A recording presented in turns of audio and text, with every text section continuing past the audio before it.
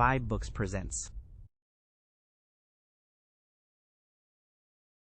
The Sign of the Four by Arthur Conan Doyle. Chapter 1.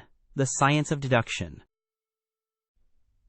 Sherlock Holmes took his bottle from the corner of the mantelpiece and his hypodermic syringe from its neat morocco case. With his long, white, nervous fingers, he adjusted the delicate needle and rolled back his left shirt cuff.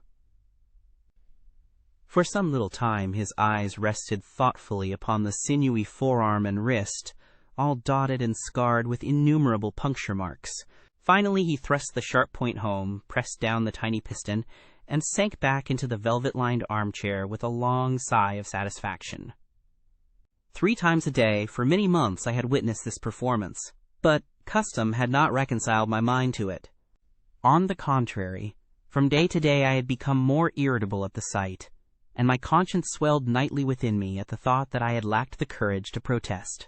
Again and again I had registered a vow that I should deliver my soul upon the subject, but there was that in the cool, nonchalant air of my companion which made him the last man with whom one would care to take anything approaching to a liberty. His great powers, his masterly manner, and the experience which I had had of his many extraordinary qualities, all made me diffident and backward in crossing him. Yet upon that afternoon, whether it was the bone which I had taken with my lunch, or the additional exasperation produced by the extreme deliberation of his manner, I suddenly felt that I could hold out no longer. "Which is it today?" I asked. "Morphine or cocaine?" He raised his eyes languidly from the old black-letter volume which he had opened. "It is cocaine," he said, "a 7% solution. Would you care to try it?" "No, indeed," I answered brusquely. "My constitution has not got over the Afghan campaign yet. I cannot afford to throw any extra strain upon it." He smiled at my vehemence. "Perhaps you are right, Watson," he said. "I suppose that its influence is physically a bad one. I find it, however, so transcendently stimulating and clarifying to the mind that its secondary action is a matter of small moment." "But consider," I said earnestly, "count the cost. Your brain may, as you say, be roused and excited, but it is a pathological and morbid process, which involves increased tissue change and may at last leave a permanent weakness. You know, too, what a black reaction comes upon you. Surely the game is hardly worth the candle. Why should you, for a mere passing pleasure, risk the loss of those great powers with which you have been endowed? Remember that I speak not only as one comrade to another, but as a medical man, to one for whose constitution he is to some extent answerable." He did not seem offended. On the contrary, he put his fingertips together and leaned his elbows on the arms of his chair, like one who has a relish for conversation. "My mind," he said, "rebels at stagnation. Give me problems, give me work, give me the most abstruse cryptogram or the most intricate analysis, and I am in my own proper atmosphere. I can dispense then with artificial stimulants. But I abhor the dull routine of existence. I crave for mental exaltation. That is why I have chosen my own particular profession, or rather created it, for I am the only one in the world." "The only unofficial detective?" I said, raising my eyebrows. "The only unofficial consulting detective," he answered. "I am the last and highest court of appeal in detection. When Gregson or Lestrade or Athelney Jones are out of their depths, which, by the way, is their normal state, the matter is laid before me. I examine the data as an expert and pronounce a specialist's opinion. I claim no credit in such cases. My name figures in no newspaper. The work itself, the pleasure of finding a field for my peculiar powers, is my highest reward. But you have yourself had some experience of my methods of work in the Jefferson Hope case." "Yes, indeed," said I cordially. "I was never so struck by anything in my life. I even embodied it in a small brochure with the somewhat fantastic title of A Study in Scarlet." He shook his head sadly. "I glanced over it," said he. "Honestly, I cannot congratulate you upon it. Detection is, or ought to be, an exact science, and should be treated in the same cold and unemotional manner. You have attempted to tinge it with romanticism, which produces much the same effect as if you worked a love story or an elopement into the 5th proposition of Euclid." "But the romance was there," I remonstrated. "I could not tamper with the facts. Some facts should be suppressed, or at least a just sense of proportion should be observed in treating them. The only point in the case which deserved mention was the curious analytical reasoning from effects to causes by which I succeeded in unraveling it. I was annoyed at this criticism of a work which had been specially designed to please him. I confess, too, that I was irritated by the egotism which seemed to demand that every line of my pamphlet should be devoted to his own special doings. More than once during the years that I had lived with him in Baker Street, I had observed that a small vanity underlay my companion's quiet and didactic manner. I made no remark, however, but sat nursing my wounded leg. I had a Jezebel bullet through it some time before, and, though it did not prevent me from walking, it ached wearily at every change of the weather. "My practice has extended recently to the continent," said Holmes after a while, filling up his old briar-root pipe. "I was consulted last week by François Leviard, who, as you probably know, has come rather to the front lately in the French detective service. He has all the Celtic power of quick intuition, but he is deficient in the wide range of exact knowledge which is essential to the higher developments of his art. The case was concerned with a will, and possessed some features of interest. I was able to refer him to two parallel cases, the one at Riga in 1857 and the other at St. Louis in 1871, which have suggested to him the true solution. Here is the letter which I had this morning acknowledging my assistance." He tossed over, as he spoke, a crumpled sheet of foreign notepaper. I glanced my eyes down it, catching a profusion of notes of admiration, with stray magnifique, coup de maître, and tour de force, all testifying to the ardent admiration of the Frenchman.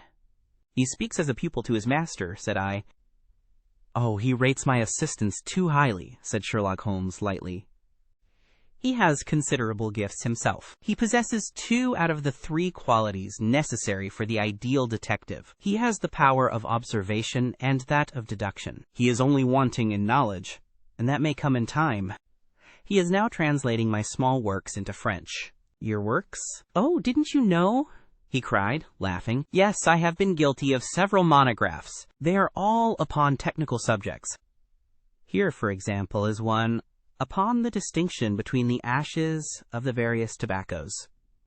In it I enumerate 140 forms of cigar, cigarette, and pipe tobacco, with colored plates illustrating the difference in the ash. It is a point which is continually turning up in criminal trials, and which is sometimes of supreme importance as a clue. If you can say definitely, for example, that some murder has been done by a man who was smoking an Indian lunka, it obviously narrows your field of search. To the trained eye, there is as much difference between the black ash of a trichinopoly and the white fluff of bird's eye as there is between a cabbage and a potato." "You have an extraordinary genius for minutiae," I remarked. "I appreciate their importance. Here is my monograph upon the tracing of footsteps, with some remarks upon the uses of plaster of Paris as a preserver of impresses. Here, too, is a curious little work upon the influence of a trade, upon the form of the hand, with lithotypes of the hands of slaters, sailors, cork cutters, compositors, weavers, and diamond polishers. That is a matter of great practical interest to the scientific detective, especially in cases of unclaimed bodies, or in discovering the antecedents of criminals. But I weary you with my hobby." "Not at all," I answered earnestly. "It is of the greatest interest to me, especially since I have had the opportunity of observing your practical application of it.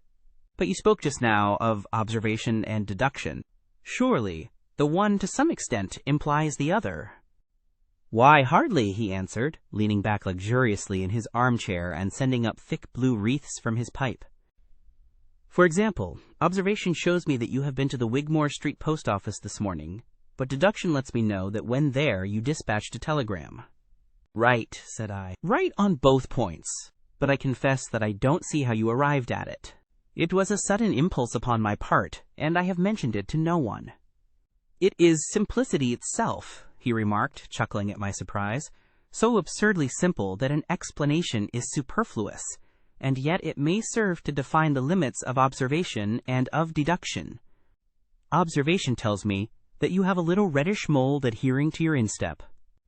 Just opposite the Wigmore Street office they have taken up the pavement and thrown up some earth, which lies in such a way that it is difficult to avoid treading in it in entering. The earth is of this peculiar reddish tint which is found, as far as I know, nowhere else in the neighborhood." So much is observation. The rest is deduction. How then did you deduce the telegram? Why, of course I knew that you had not written a letter, since I sat opposite to you all morning.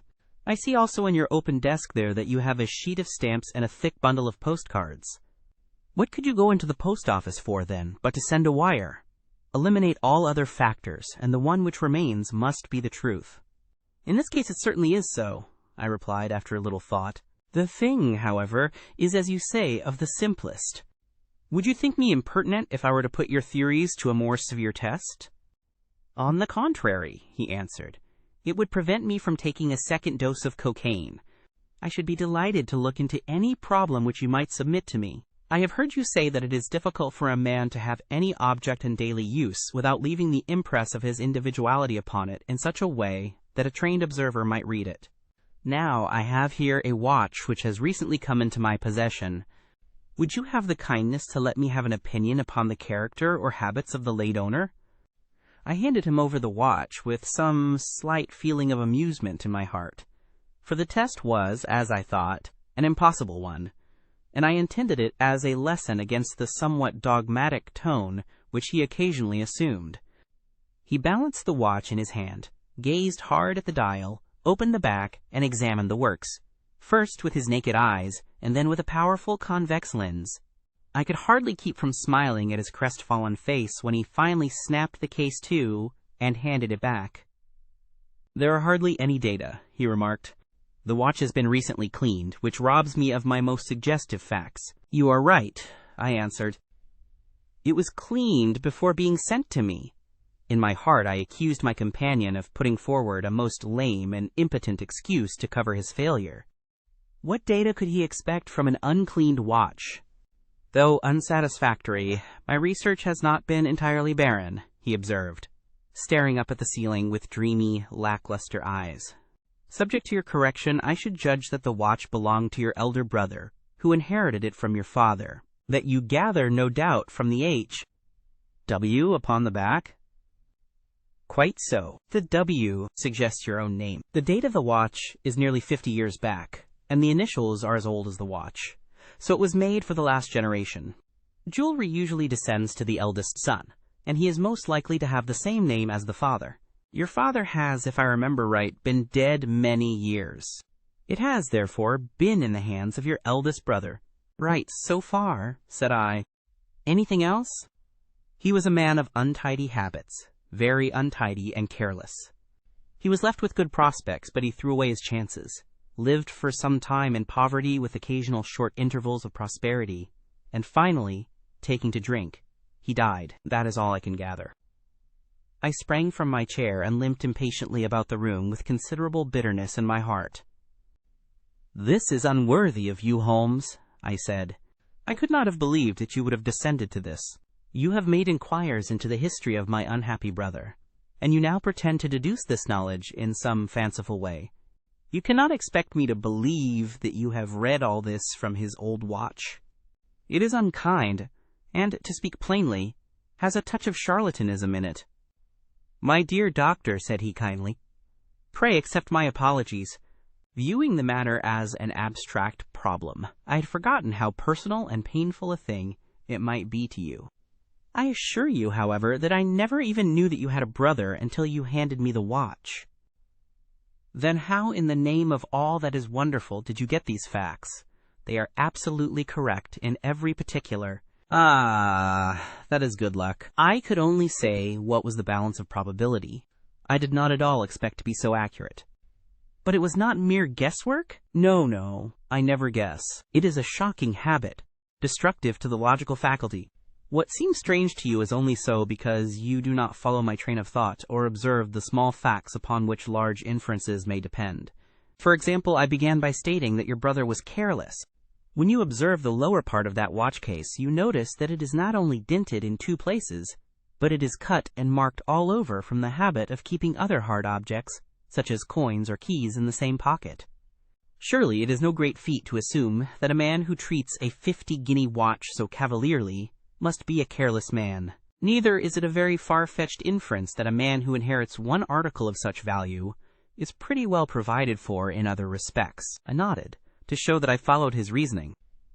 It is very customary for pawnbrokers in England, when they take a watch, to scratch the number of the ticket with a pinpoint upon the inside of the case.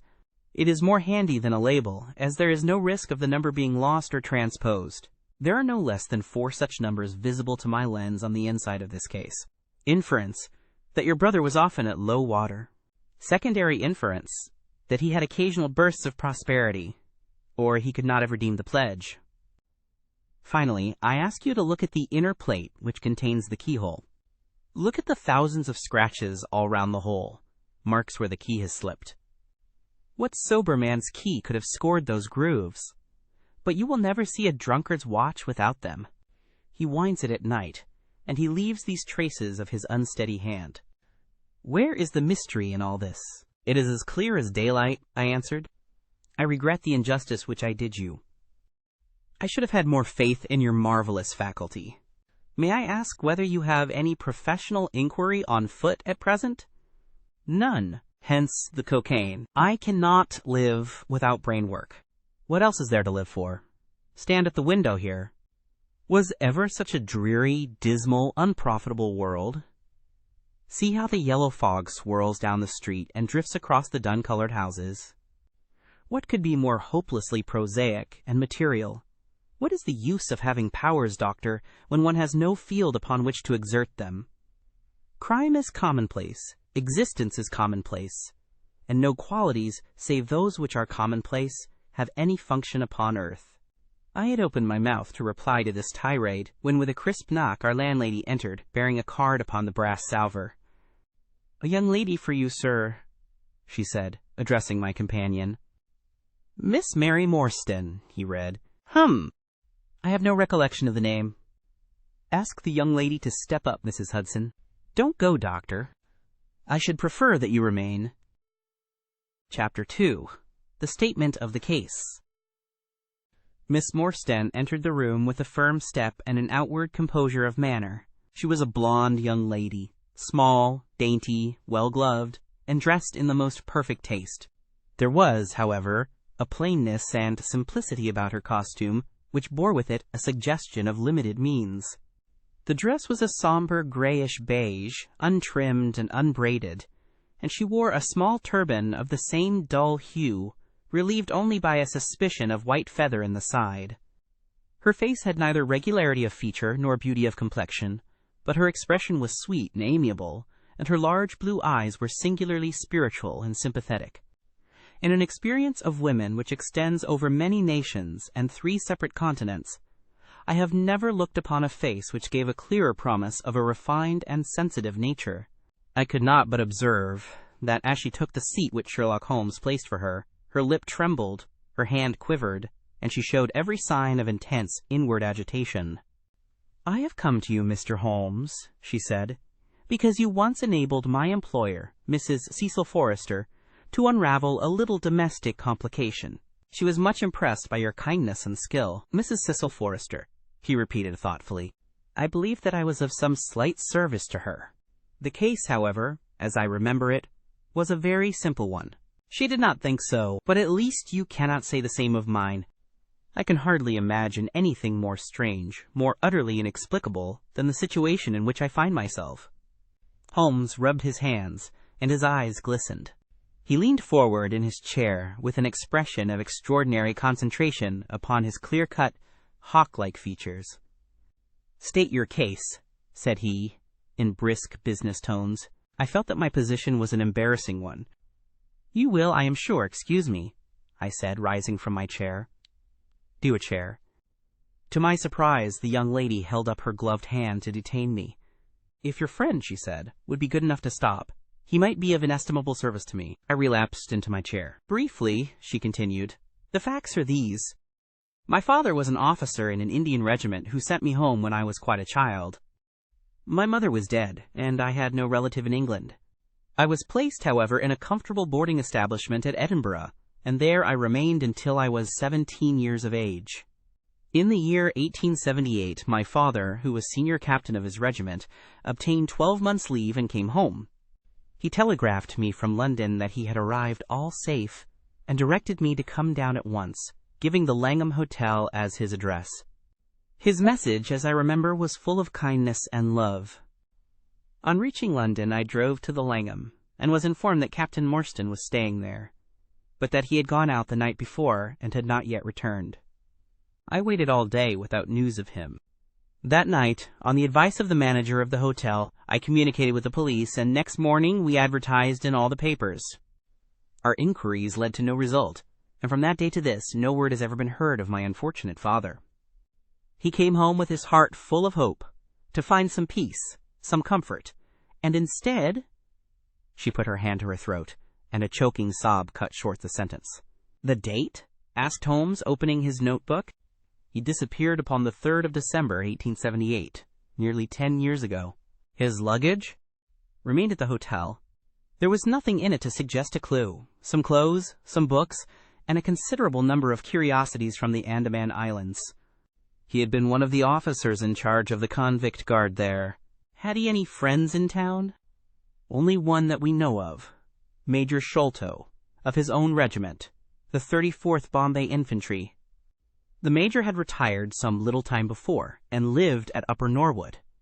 We communicated with him, of course, but he did not even know that his brother officer was in England." "A singular case," remarked Holmes. "I have not yet described to you the most singular part. About 6 years ago, to be exact, upon the 4th of May, 1882, an advertisement appeared in the Times, asking for the address of Miss Mary Morstan, and stating that it would be to her advantage to come forward. There was no name or address appended. I had, at that time, just entered the family of Mrs. Cecil Forrester, in the capacity of governess. By her advice, I published my address in the advertisement column. The same day there arrived through the post a small cardboard box addressed to me, which I found to contain a very large and lustrous pearl. No word of writing was enclosed. Since then, every year upon the same date there has always appeared a similar box containing a similar pearl without any clue as to the sender. They have been pronounced by an expert to be of a rare variety and of considerable value. You can see for yourselves that they are very handsome."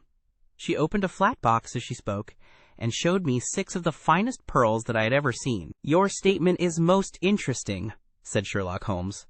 "Has anything else occurred to you?" "Yes, and no later than today. That is why I have come to you. This morning I received this letter, which you will perhaps read for yourself." "Thank you," said Holmes. "The envelope, too, please." Postmark, London, S.W. Date, July 7th. Man's thumb mark on corner, probably postman. Best quality paper. Envelopes at 6d. a packet. Particular man and his stationery. No address. Be at the 3rd pillar from the left outside the Lyceum Theatre tonight at 7 o'clock. If you are distrustful, bring 2 friends. You are a wronged woman, and shall have justice. Do not bring police. If you do, all will be in vain. Your unknown friend. Well, really, this is a very pretty little mystery. What do you intend to do, Miss Morstan? That is exactly what I want to ask you. Then we shall most certainly go. You and I, and— Yes, why, Dr. Watson is the very man. Your correspondent says 2 friends. He and I have worked together before. But would he come? She asked, with something appealing in her voice and expression. I should be proud and happy, said I, fervently, if I can be of any service. You are both very kind, she answered. I have led a retired life, and have no friends whom I could appeal to. If I am here at 6, it will do, I suppose. You must not be later, said Holmes. There is one other point, however. Is this handwriting the same as that upon the pearl box addresses? I have them here, she answered, producing 6 pieces of paper. You are certainly a model client. You have the correct intuition. Let us see now. He spread out the papers upon the table and gave little darting glances from one to the other. They are disguised hands, except the letter, he said presently. But there can be no question as to the authorship. See how the irrepressible Greek E will break out, and see the twirl of the final S. They are undoubtedly by the same person. I should not like to suggest false hopes, Miss Morstan, but is there any resemblance between this hand and that of your father? Nothing could be more unlike. I expected to hear you say so. We shall look out for you, then, at 6. Pray allow me to keep the papers. I may look into the matter before then. It is only 3:30. Au revoir, then. Au revoir, said our visitor, and with a bright, kindly glance from one to the other of us, she replaced her pearl box in her bosom and hurried away. Standing at the window, I watched her walking briskly down the street until the gray turban and white feather were but a speck in the somber crowd. "What a very attractive woman!" I exclaimed, turning to my companion. He had lit his pipe again, and was leaning back with drooping eyelids. "Is she?" he said languidly. I did not observe. "You really are an automaton, a calculating machine," I cried. "There is something positively inhuman in you at times." He smiled gently. "It is of the first importance," he said, "not to allow your judgment to be biased by personal qualities. A client is to me a mere unit, a factor in a problem. The emotional qualities are antagonistic to clear reasoning. I assure you that the most winning woman I ever knew was hanged for poisoning 3 little children for their insurance money, and the most repellent man of my acquaintance is a philanthropist who has spent nearly $250,000 upon the London poor. In this case, however, I never make exceptions. An exception disproves the rule. Have you ever had occasion to study character in handwriting? What do you make of this fellow's scribble?"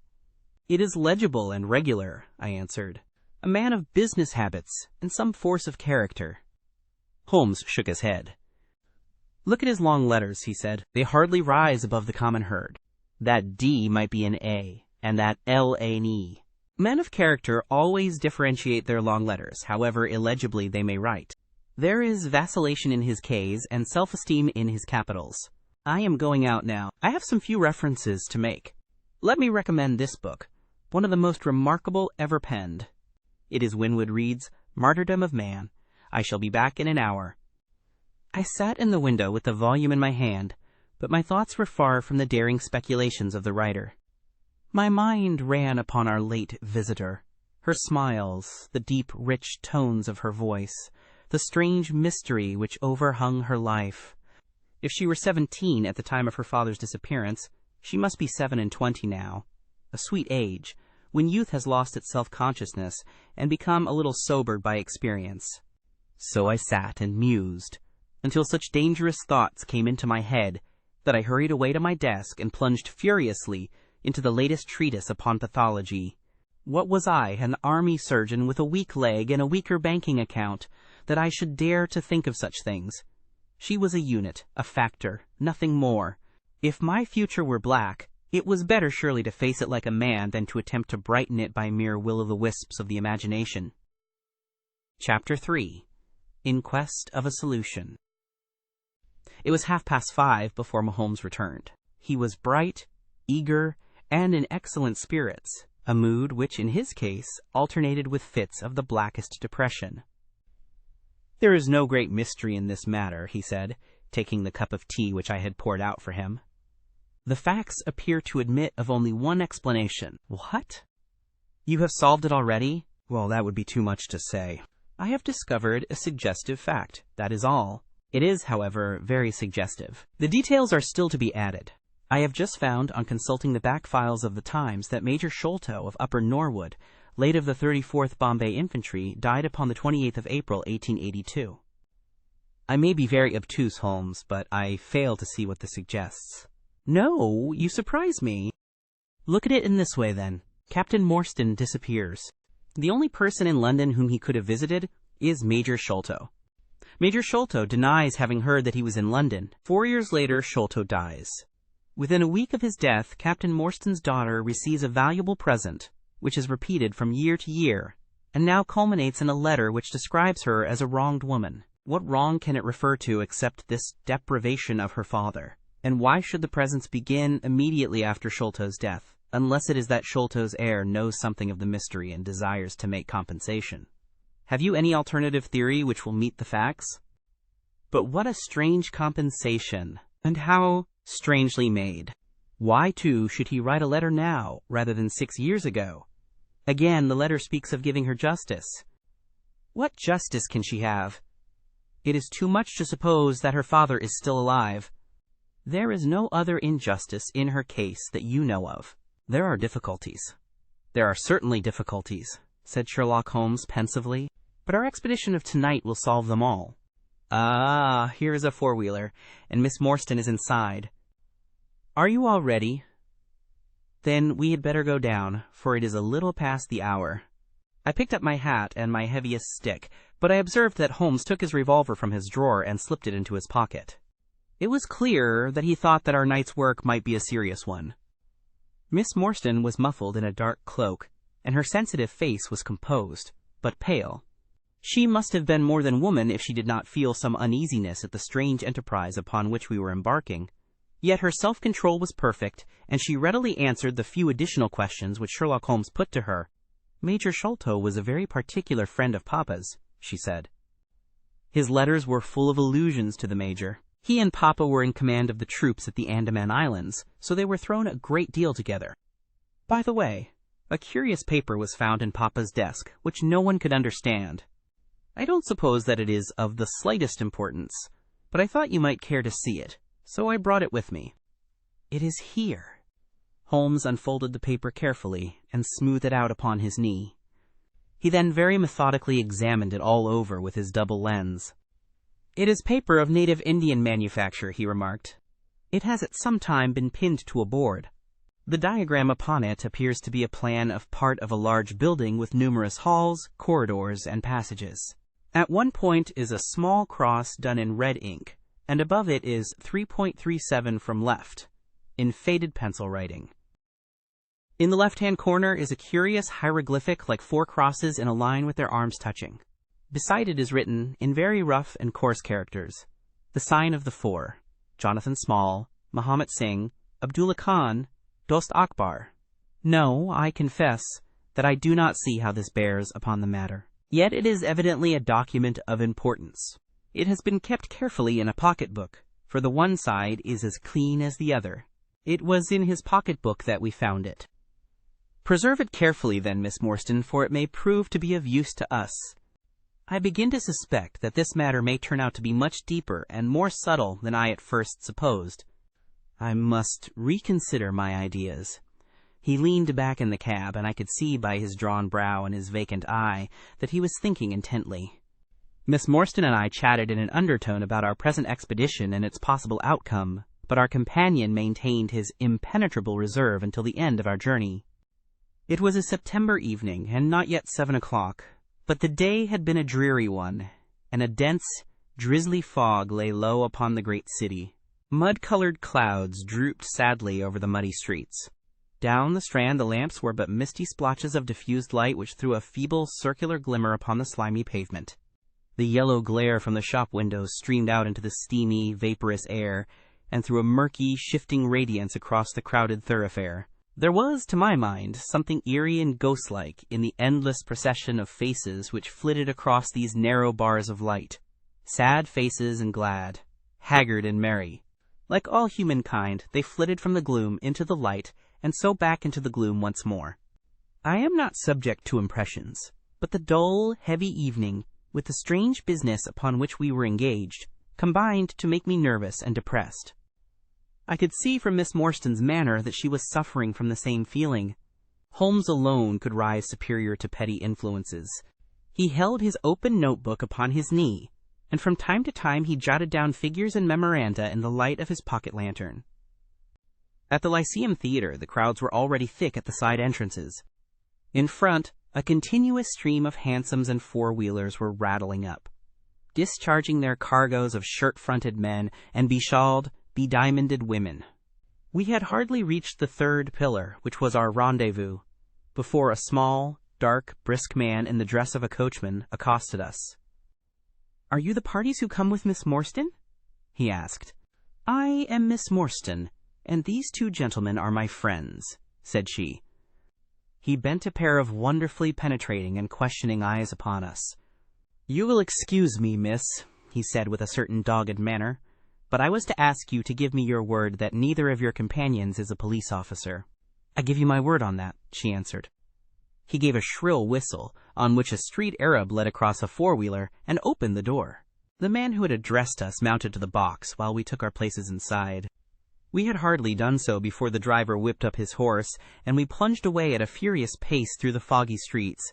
The situation was a curious one. We were driving to an unknown place on an unknown errand, yet our invitation was either a complete hoax, which was an inconceivable hypothesis, or else we had good reason to think that important issues might hang upon our journey.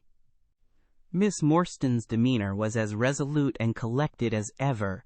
I endeavored to cheer and amuse her by reminiscences of my adventures in Afghanistan, but to tell the truth, I was myself so excited at our situation, and so curious as to our destination, that my stories were slightly involved. To this day she declares that I told her one moving anecdote as to how a musket looked into my tent at the dead of night, and how I fired a double-barreled tiger cub at it. At first I had some idea as to the direction in which we were driving, but soon, what with our pace, the fog, and my own limited knowledge of London, I lost my bearings and knew nothing, save that we seemed to be going a very long way. Sherlock Holmes was never at fault, however, and he muttered the names as the cab rattled through squares and in and out by tortuous by-streets. "Rochester Row," said he. "Now Vincent Square. Now we come out on the Vauxhall Bridge Road. We are making for the Surrey side, apparently." "Yes, I thought so." "Now we are on the bridge. You can catch glimpses of the river." We did indeed get a fleeting view of a stretch of the Thames with the lamps shining upon the broad, silent water. But our cab dashed on, and was soon involved in a labyrinth of streets upon the other side. "Wordsworth Road," said my companion. "Priory Road." "Lark Hall Lane." "Stockwell Place." "Robert Street." "Cold Harbor Lane." Our quest does not appear to take us to very fashionable regions. We had, indeed, reached a questionable and forbidding neighborhood. Long lines of dull brick houses were only relieved by the coarse glare and tawdry brilliancy of public houses at the corner. Then came rows of two-storied villas, each with a fronting of miniature garden, and then again interminable lines of new staring brick buildings, the monster tentacles which the giant city was throwing out into the country. At last the cab drew up at the third house in a new terrace. None of the other houses were inhabited, and that at which we stopped was as dark as its neighbors, save for a single glimmer in the kitchen window. On our knocking, however, the door was instantly thrown open by a Hindu servant, clad in a yellow turban, white loose-fitting clothes, and a yellow sash. There was something strangely incongruous in this oriental figure framed in the commonplace doorway of a third-rate suburban dwelling-house. "The Sahib awaits you," said he, and even as he spoke, there came a high piping voice from some inner room. "Show them in to me, Khitmutgar," it cried. "Show them straight in to me." Chapter 4. The Story of the Bald-Headed Man. We followed the Indian down a sordid and common passage, ill-lit and worse furnished, until he came to a door upon the right, which he threw open. A blaze of yellow light streamed out upon us, and in the center of the glare there stood a small man with a very high head, a bristle of red hair all round the fringe of it, and a bald, shining scalp, which shot out from among it like a mountain peak from fir trees. He writhed his hands together as he stood, and his features were in a perpetual jerk, now smiling, now scowling, but never for an instant in repose. Nature had given him a pendulous lip and a too visible line of yellow and irregular teeth, which he strove feebly to conceal by constantly passing his hand over the lower part of his face. In spite of his obtrusive baldness, he gave the impression of youth. In point of fact, he had just turned his 30th year. "Your servant, Miss Morstan," he kept repeating in a thin, high voice. "Your servant, gentlemen. Pray step into my little sanctum. A small place, miss, but furnished to my own liking. An oasis of art in the howling desert of South London." We were all astonished by the appearance of the apartment into which he invited us. In that sorry house, it looked as out of place as a diamond of the first water in a setting of brass. The richest and glossiest of curtains and tapestries draped the walls, looped back here and there to expose some richly mounted painting or oriental vase. The carpet was of amber and black, so soft and so thick that the foot sank pleasantly into it, as into a bed of moss. 2 great tiger skins thrown athwart it increased the suggestion of Eastern luxury, as did a huge hookah which stood upon a mat in the corner. A lamp in the fashion of a silver dove was hung from an almost invisible golden wire in the center of the room. As it burned, it filled the air with a subtle and aromatic odor. "Mr. Thaddeus Sholto," said the little man, still jerking and smiling. "That is my name. You are Miss Morstan, of course." And these gentlemen? This is Mr. Sherlock Holmes, and this is Dr. Watson. A Dr. E.H.? Cried he, much excited. Have you your stethoscope? Might I ask you, would you have the kindness? I have grave doubts as to my mitral valve, if you would be so very good. The aortic I may rely upon, but I should value your opinion upon the mitral. I listened to his heart, as requested, but was unable to find anything amiss, save indeed that he was in an ecstasy of fear, for he shivered from head to foot. It appears to be normal, I said. You have no cause for uneasiness. You will excuse my anxiety, Miss Morstan, he remarked airily. I am a great sufferer, and I have long had suspicions as to that valve. I am delighted to hear that they are unwarranted. Had your father, Miss Morstan, refrained from throwing a strain upon his heart, he might have been alive now. I could have struck the man across the face, so hot was I at this callous and off-hand reference to so delicate a matter. Miss Morstan sat down, and her face grew white to the lips. I knew in my heart that he was dead, said she. I can give you every information, said he, and, what is more, I can do you justice, and I will, too, whatever Brother Bartholomew may say. I am so glad to have your friends here, not only as an escort to you, but also as witnesses to what I am about to do and say. The three of us can show a bold front to Brother Bartholomew, but let us have no outsiders, no police or officials. We can settle everything satisfactorily among ourselves, without any interference. Nothing would annoy Brother Bartholomew more than any publicity. He sat down upon a low settee and blinked at us inquiringly with his weak, watery blue eyes. For my part, said Holmes, whatever you may choose to say will go no further. I nodded to show my agreement. That is well, said he. May I offer you a glass of Chianti, Miss Morstan? Or of Tokay? I keep no other wines. Shall I open a flask? No? Well then, I trust that you have no objection to tobacco smoke, to the mild balsamic odor of the Eastern tobacco. I am a little nervous, and I find my hookah an invaluable sedative. He applied a taper to the great bowl, and the smoke bubbled merrily through the rose-water. We sat all three in a semicircle, with our heads advanced and our chins upon our hands, while the strange, jerky little fellow, with his high, shining head, puffed uneasily in the center. When I first determined to make this communication to you, said he, I might have given you my address, but I feared that you might disregard my request and bring unpleasant people with you. I took the liberty, therefore, of making an appointment in such a way that my man Williams might be able to see you first.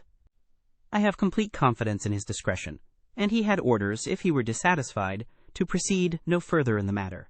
You will excuse these precautions, but I am a man of somewhat retiring, and I might even say refined, tastes, and there is nothing more unaesthetic than a policeman. I have a natural shrinking from all forms of rough materialism. I seldom come in contact with the rough crowd. I live, as you see, with some little atmosphere of elegance around me. I may call myself a patron of the arts. It is my weakness. The landscape is a genuine Corot, and, though a connoisseur might perhaps throw a doubt upon that Salvator Rosa, there cannot be the least question about the Bouguereau. I am partial to the modern French school. You will excuse me, Mr. Sholto, said Miss Morstan, but I am here at your request to learn something which you desire to tell me. It is very late, and I should desire the interview to be as short as possible. At the best, it must take some time, he answered, for we shall certainly have to go to Norwood and see Brother Bartholomew. We shall all go and try, if we can get the better of Brother Bartholomew. He is very angry with me for taking the course which has seemed right to me. I had quite high words with him last night. You cannot imagine what a terrible fellow he is when he is angry. If we are to go to Norwood, it would perhaps be as well to start at once, I ventured to remark. He laughed until his ears were quite red. That would hardly do, he cried. I don't know what he would say if I brought you in that sudden way. No, I must prepare you by showing you how we all stand to each other. In the first place, I must tell you that there are several points in the story of which I am myself ignorant. I can only lay the facts before you as far as I know them myself. My father was, as you may have guessed, Major John Sholto, once of the Indian Army. He retired some 11 years ago and came to live at Pondicherry Lodge in Upper Norwood. He had prospered in India and brought back with him a considerable sum of money, a large collection of valuable curiosities, and a staff of native servants. With these advantages, he bought himself a house and lived in great luxury. My twin brother Bartholomew and I were the only children. I very well remember the sensation which was caused by the disappearance of Captain Morstan. We read the details in the papers, and, knowing that he had been a friend of our father's, we discussed the case freely in his presence. He used to join in our speculations as to what could have happened. Never for an instant did we suspect that he had the whole secret hidden in his own breast, that of all men he alone knew the fate of Arthur Morstan. We did know, however, that some mystery, some positive danger, overhung our father. He was very fearful of going out alone, and he always employed 2 prize-fighters to act as porters at Pondicherry Lodge. Williams, who drove you tonight, was one of them. He was once lightweight champion of England. Our father would never tell us what it was he feared, but he had a most marked aversion to men with wooden legs. On one occasion, he actually fired his revolver at a wooden-legged man, who proved to be a harmless tradesman canvassing for orders. We had to pay a large sum to hush the matter up. My brother and I used to think this a mere whim of my father's, but events have since led us to change our opinion. Early in 1882, my father received a letter from India, which was a great shock to him. He nearly fainted at the breakfast table when he opened it, and from that day he sickened to his death. What was in the letter we could never discover, but I could see as he held it that it was short and written in a scrawling hand. He had suffered for years from an enlarged spleen, but he now became rapidly worse, and towards the end of April we were informed that he was beyond all hope, and that he wished to make a last communication to us. When we entered his room, he was propped up with pillows and breathing heavily. He besought us to lock the door and to come upon either side of the bed.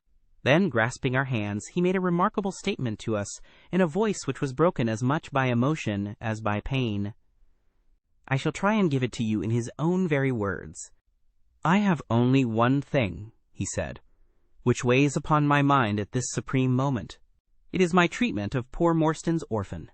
The cursed greed which has been my besetting sin through life has withheld from her the treasure, half at least of which should have been hers. And yet I have made no use of it myself, so blind and foolish a thing is avarice. The mere feeling of possession has been so dear to me that I could not bear to share it with another. See that chaplet dipped with pearls beside the quinine bottle. Even that I could not bear to part with, although I had got it out with the design of sending it to her. You, my sons, will give her a fair share of the Agra treasure. But send her nothing, not even the chaplet, until I am gone. After all, men have been as bad as this, and have recovered. I will tell you how Morstan died," he continued. "He had suffered for years from a weak heart, but he concealed it from everyone. I alone knew it. When in India, he and I, through a remarkable chain of circumstances, came into possession of a considerable treasure. I brought it over to England, and on the night of Morstan's arrival, he came straight over here to claim his share. He walked over from the station, and was admitted by my faithful old Lal Chowdar, who is now dead. Morstan and I had a difference of opinion as to the division of the treasure, and we came to heated words. Morstan had sprung out of his chair in a paroxysm of anger, when he suddenly pressed his hand to his side. His face turned a dusky hue, and he fell backwards, cutting his head against the corner of the treasure chest. When I stooped over him, I found, to my horror, that he was dead. For a long time I sat half distracted, wondering what I should do. My first impulse was, of course, to call for assistance, but I could not but recognize that there was every chance that I would be accused of his murder. His death at the moment of a quarrel, and the gash in his head, would be black against me. Again, an official inquiry could not be made without bringing out some facts about the treasure, which I was particularly anxious to keep secret. He had told me that no soul upon earth knew where he had gone. There seemed to be no necessity why any soul ever should know. I was still pondering over the matter, when, looking up, I saw my servant Lal Chowdar in the doorway. He stole in and bolted the door behind him. "Do not fear, Sahib," he said. "No one need know that you have killed him. Let us hide him away, and who is the wiser?" "I did not kill him," said I. Lal Chowdar shook his head and smiled. "I heard it all, Sahib. said he. "I heard you quarrel, and I heard the blow. But my lips are sealed. All are asleep in the house. Let us put him away together." That was enough to decide me. If my own servant could not believe my innocence, how could I hope to make it good before 12 foolish tradesmen in a jury box? Lal Chowdhury and I disposed of the body that night, and within a few days the London papers were full of the mysterious disappearance of Captain Morstan. You will see from what I say that I can hardly be blamed in the matter. My fault lies in the fact that we concealed not only the body, but also the treasure, and that I have clung to Morstan's share as well as to my own. I wish you, therefore, to make restitution. Put your ears down to my mouth. The treasure is hidden in—" At this instant a horrible change came over his expression.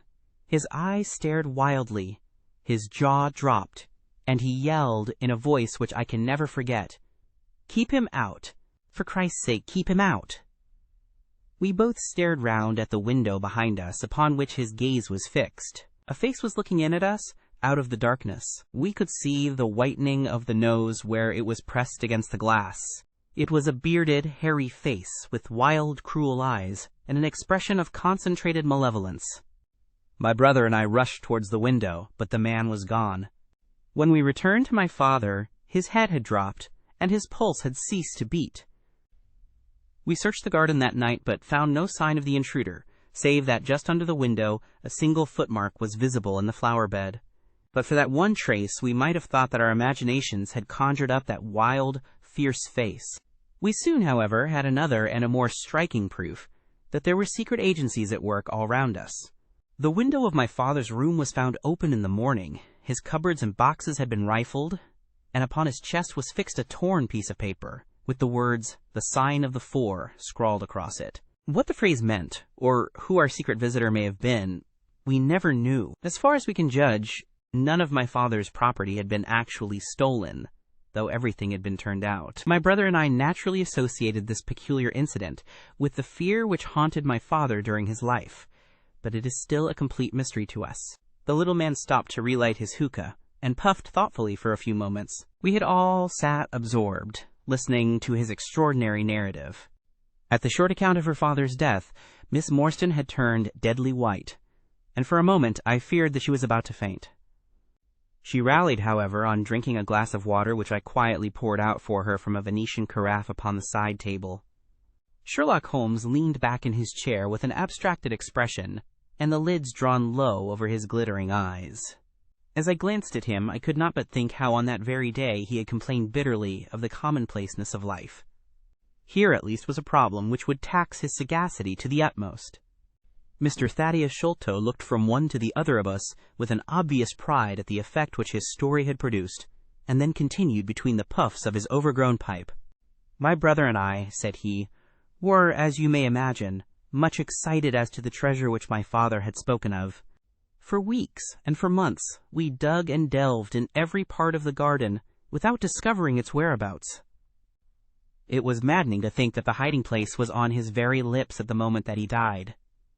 We could judge the splendor of the missing riches by the chaplet which he had taken out. Over this chaplet my brother Bartholomew and I had some little discussion. The pearls were evidently of great value, and he was averse to part with them, for, between friends, my brother was himself a little inclined to my father's fault. He thought, too, that if we parted with the chaplet it might give rise to gossip and finally bring us into trouble. It was all that I could do to persuade him to let me find out Miss Morstan's address, and send her a detached pearl at fixed intervals, so that at least she might never feel destitute. "It was a kindly thought," said our companion earnestly. "It was extremely good of you." The little man waved his hand deprecatingly. "We were your trustees," he said. That was the view which I took of it, though Brother Bartholomew could not altogether see it in that light. We had plenty of money ourselves. I desired no more. Besides, it would have been such bad taste to have treated a young lady in so scurvy a fashion. Le mauvais goût mène au crime. The French have a very neat way of putting these things. Our difference of opinion on this subject went so far that I thought it best to set up rooms for myself, so I left Pondicherry Lodge, taking the old Khitmutgar and Williams with me. Yesterday, however, I learned that an event of extreme importance has occurred. The treasure has been discovered. I instantly communicated with Miss Morstan, and it only remains for us to drive out to Norwood and demand our share. I explained my views last night to Brother Bartholomew, so we shall be expected, if not welcome, visitors." Mr. Thaddeus Sholto ceased and sat twitching on his luxurious settee. We all remained silent, with our thoughts upon the new development which the mysterious business had taken. Holmes was the first to spring to his feet. "You have done well, sir, from first to last," said he. "It is possible that we may be able to make you some small return by throwing some light upon that which is still dark to you. But as Miss Morstan remarked just now, it is late, and we had best put the matter through without delay." Our new acquaintance very deliberately coiled up the tube of his hookah, and produced from behind a curtain a very long befrogged topcoat with astrakhan collar and cuffs. This he buttoned tightly up, in spite of the extreme closeness of the night, and finished his attire by putting on a rabbit-skin cap with hanging lappets which covered the ears, so that no part of him was visible save his mobile and peaky face. "My health is somewhat fragile," he remarked, as he led the way down the passage. "I am compelled to be a valetudinarian." Our cab was awaiting us outside, and our program was evidently prearranged, for the driver started off at once at a rapid pace. Thaddeus Sholto talked incessantly, in a voice which rose high above the rattle of the wheels. "Bartholomew is a clever fellow," said he. "How do you think he found out where the treasure was? He had come to the conclusion that it was somewhere indoors, so he worked out all the cubic space of the house, and made measurements everywhere, so that not 1 inch should be unaccounted for. Among other things, he found that the height of the building was 74 feet, but on adding together the heights of all the separate rooms, and making every allowance for the space between, which he ascertained by borings, he could not bring the total to more than 70 feet. There were 4 feet unaccounted for. These could only be at the top of the building. He knocked a hole, therefore, in the lath and plaster ceiling of the highest room, and there, sure enough, he came upon another little garret above it, which had been sealed up and was known to no one. In the center stood the treasure chest, resting upon 2 rafters. He lowered it through the hole, and there it lies. He computes the value of the jewels at not less than 500,000 sterling. At the mention of this gigantic sum, we all stared at one another open-eyed. Miss Morstan, could we secure her rights, would change from a needy governess to the richest heiress in England. Surely it was the place of a loyal friend to rejoice at such news. Yet I am ashamed to say that selfishness took me by the soul, and that my heart turned as heavy as lead within me. I stammered out some few halting words of congratulation, and then sat downcast, with my head drooped, deaf to the babble of our new acquaintance. He was clearly a confirmed hypochondriac, and I was dreamily conscious that he was pouring forth interminable trains of symptoms and imploring information as to the composition and action of innumerable quack nostrums, some of which he bore about in a leather case in his pocket. I trust that he may not remember any of the answers which I gave him that night. Holmes declares that he overheard me caution him against the great danger of taking more than 2 drops of castor oil, while I recommended strychnine in large doses as a sedative. However that may be, I was certainly relieved when our cab pulled up with a jerk and the coachman sprang down to open the door. "This, Miss Morstan, is Pondicherry Lodge," said Mr. Thaddeus Sholto as he handed her out. Chapter 5. The Tragedy of Pondicherry Lodge.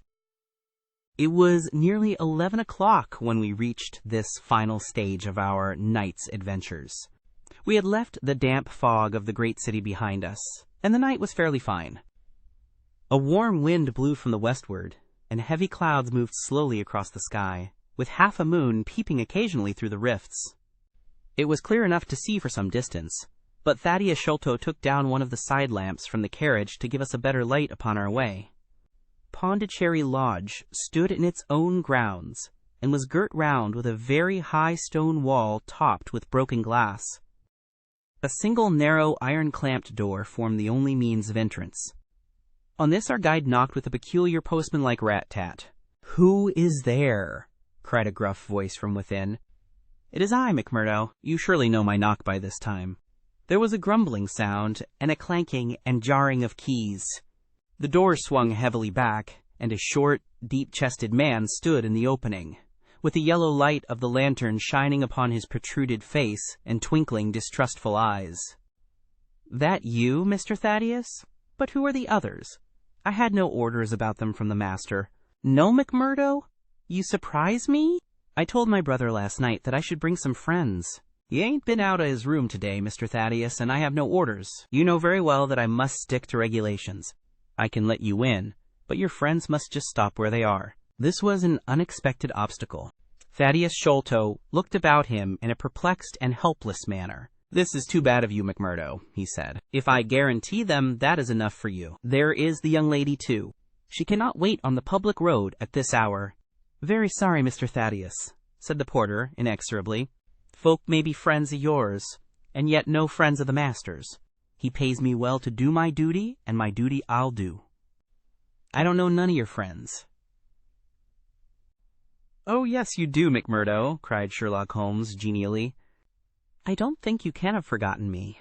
Don't you remember the amateur who fought 3 rounds with you at Allison's rooms on the night of your benefit 4 years back?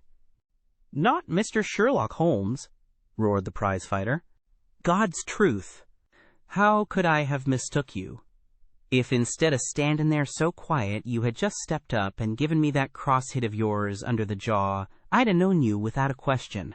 Ah, you're one that has wasted your gifts, you have. You might have aimed high if you had joined the fancy. You see, Watson, if all else fails me, I have still one of the scientific professions open to me, said Holmes, laughing. Our friend won't keep us out in the cold now, I am sure. In you come, sir, in you come. You and your friends, he answered.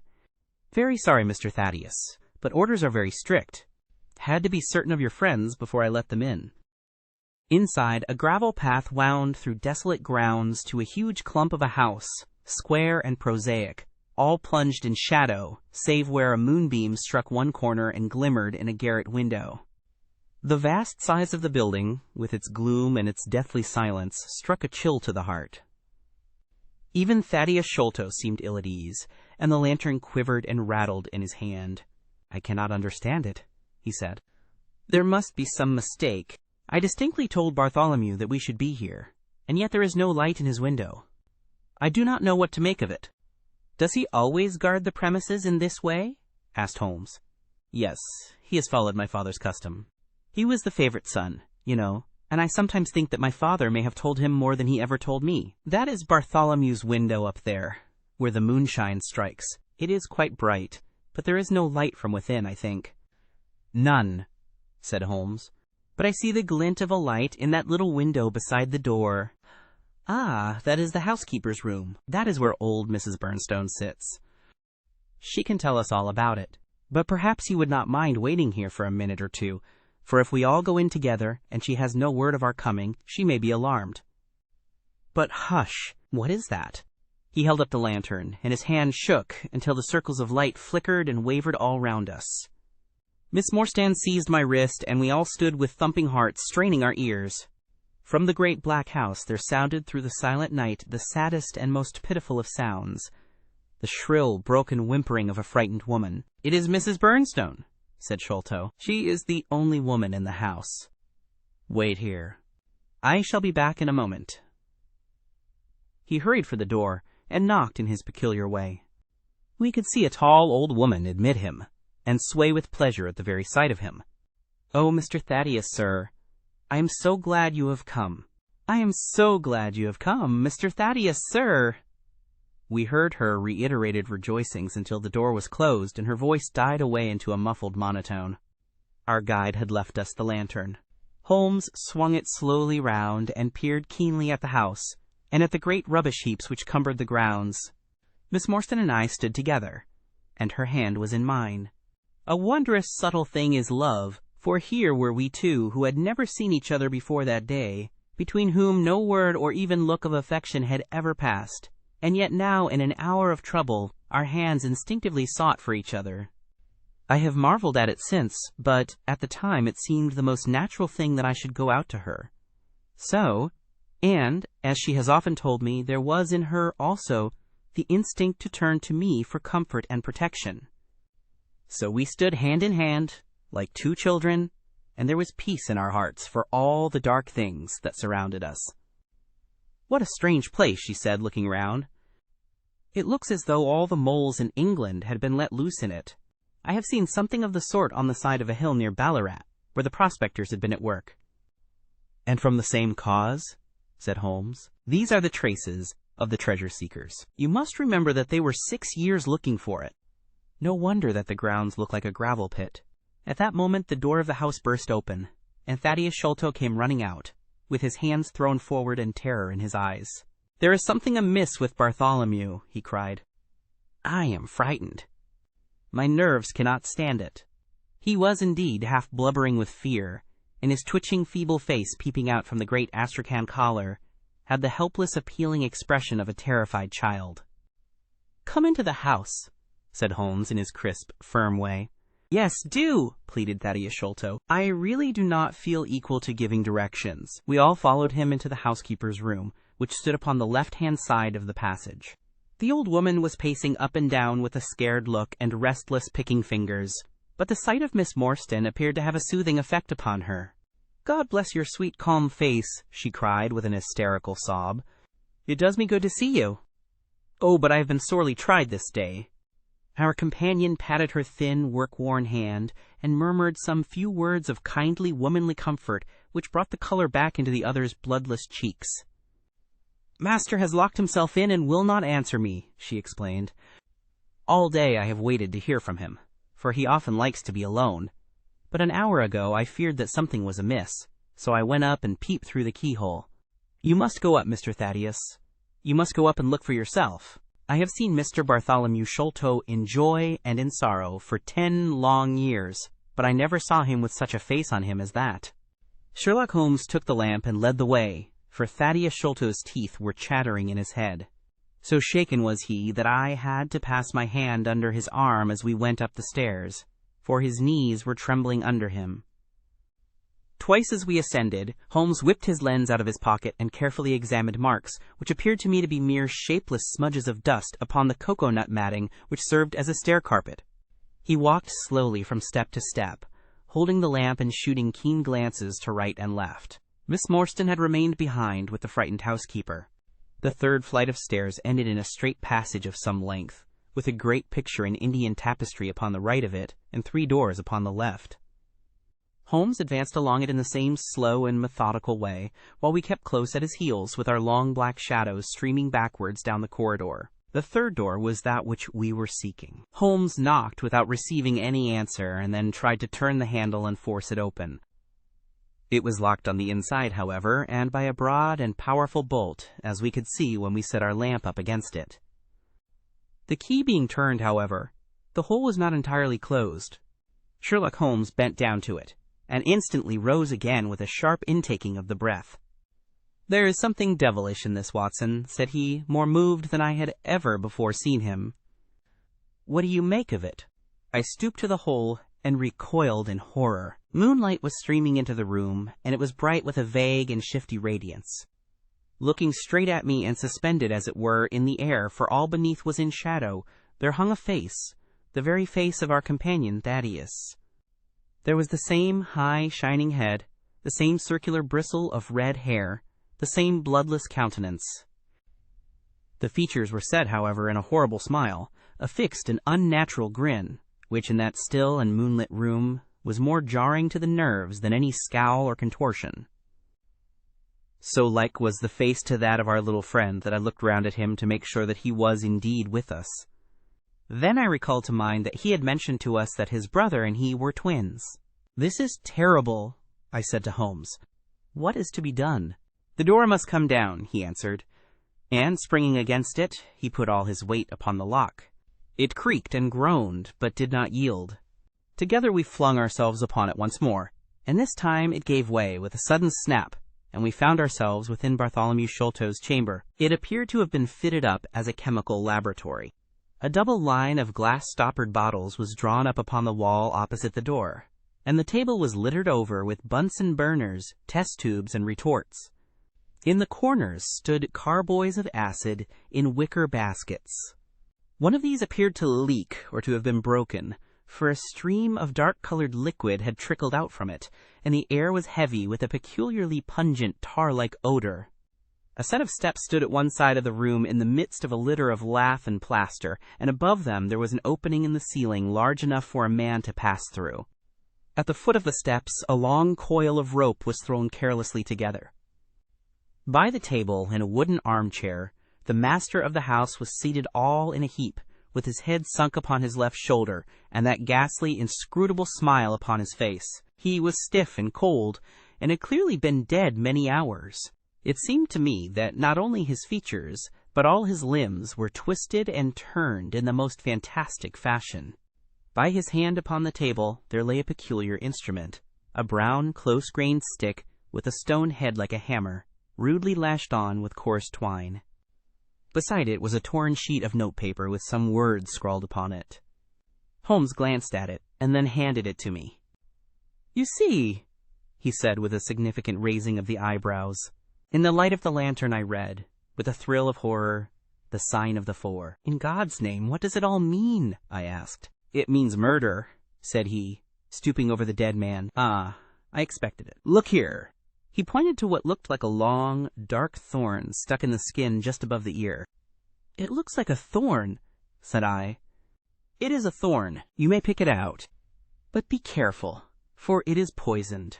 I took it up between my finger and thumb. It came away from the skin so readily that hardly any mark was left behind. One tiny speck of blood showed where the puncture had been. "This is all an insoluble mystery to me," said I. "It grows darker instead of clearer."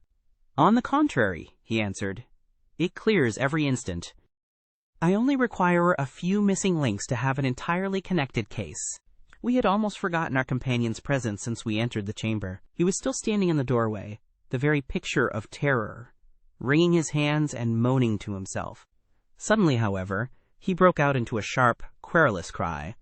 "The treasure is gone," he said. "They have robbed him of the treasure. There is the hole through which we lowered it. I helped him to do it. I was the last person who saw him. I left him here last night, and I heard him lock the door as I came downstairs." "What time was that?" "It was 10 o'clock. And now he is dead, and the police will be called in, and I shall be suspected of having had a hand in it." "Oh, yes, I am sure I shall. But you don't think so, gentlemen? Surely you don't think that it was I? Is it likely that I would have brought you here if it were I? Oh, dear! Oh, dear! I know that I shall go mad!" He jerked his arms and stamped his feet in a kind of convulsive frenzy. "You have no reason for fear, Mr. Sholto," said Holmes kindly, putting his hand upon his shoulder. "Take my advice and drive down to the station to report this matter to the police. Offer to assist them in every way. We shall wait here until your return." The little man obeyed in a half-stupefied fashion, and we heard him stumbling down the stairs in the dark. Chapter 6. Sherlock Holmes gives a demonstration. "Now, Watson," said Holmes, rubbing his hands, "we have half an hour to ourselves. Let us make good use of it. My case is, as I have told you, almost complete, but we must not err on the side of overconfidence. Simple as the case seems now, there may be something deeper underlying it." "Simple!" I ejaculated. "Surely," said he, with something of the air of a clinical professor expounding to his class. "Just sit in the corner there, that your footprints may not complicate matters. Now to work. In the first place, how did these folk come, and how did they go? The door has not been opened since last night. How of the window?" He carried the lamp across to it, muttering his observations aloud the while, but addressing them to himself rather than to me. "Window is snibbed on the inner side. Framework is solid. No hinges at the side. Let us open it. No water pipe near. Roof quite out of reach. Yet a man has mounted by the window. It rained a little last night. Here is the print of a foot in mold upon the sill. And here is a circular muddy mark, and here again upon the floor, and here again by the table. See here, Watson, this is really a very pretty demonstration." I looked at the round, well-defined, muddy discs. "This is not a footmark," said I. "It is something much more valuable to us.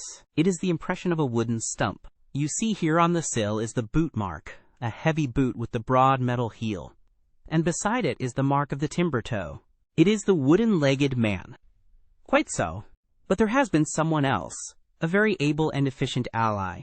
Could you scale that wall, Doctor?" I looked out of the open window.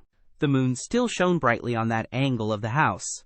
We were a good 60 feet from the ground, and, look where I would, I could see no foothold, nor as much as a crevice in the brickwork. "It is absolutely impossible," I answered. "Without aid it is so. But suppose you had a friend up here who lowered you this good stout rope which I see in the corner, securing one end of it to this great hook in the wall.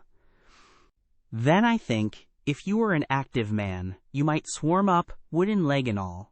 You would depart, of course, in the same fashion, and your ally would draw up the rope, untie it from the hook, shut the window, snib it on the inside, and get away in the way that he originally came.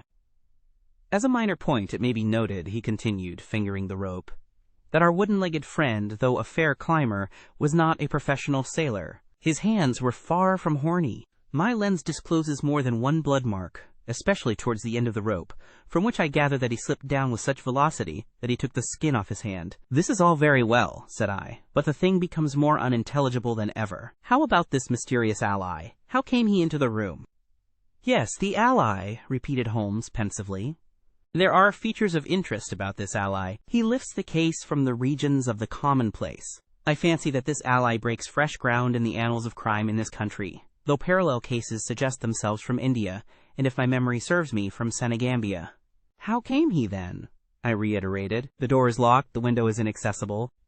Was it through the chimney?" "The grate is much too small," he answered. "I had already considered that possibility." "How then?"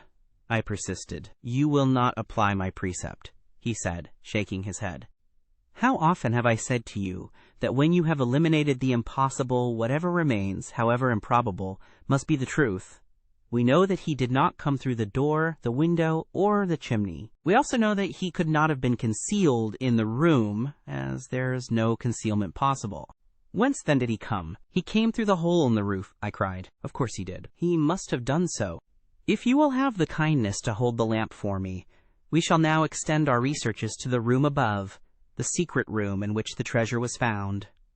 He mounted the steps, and, seizing a rafter with either hand, he swung himself up into the garret.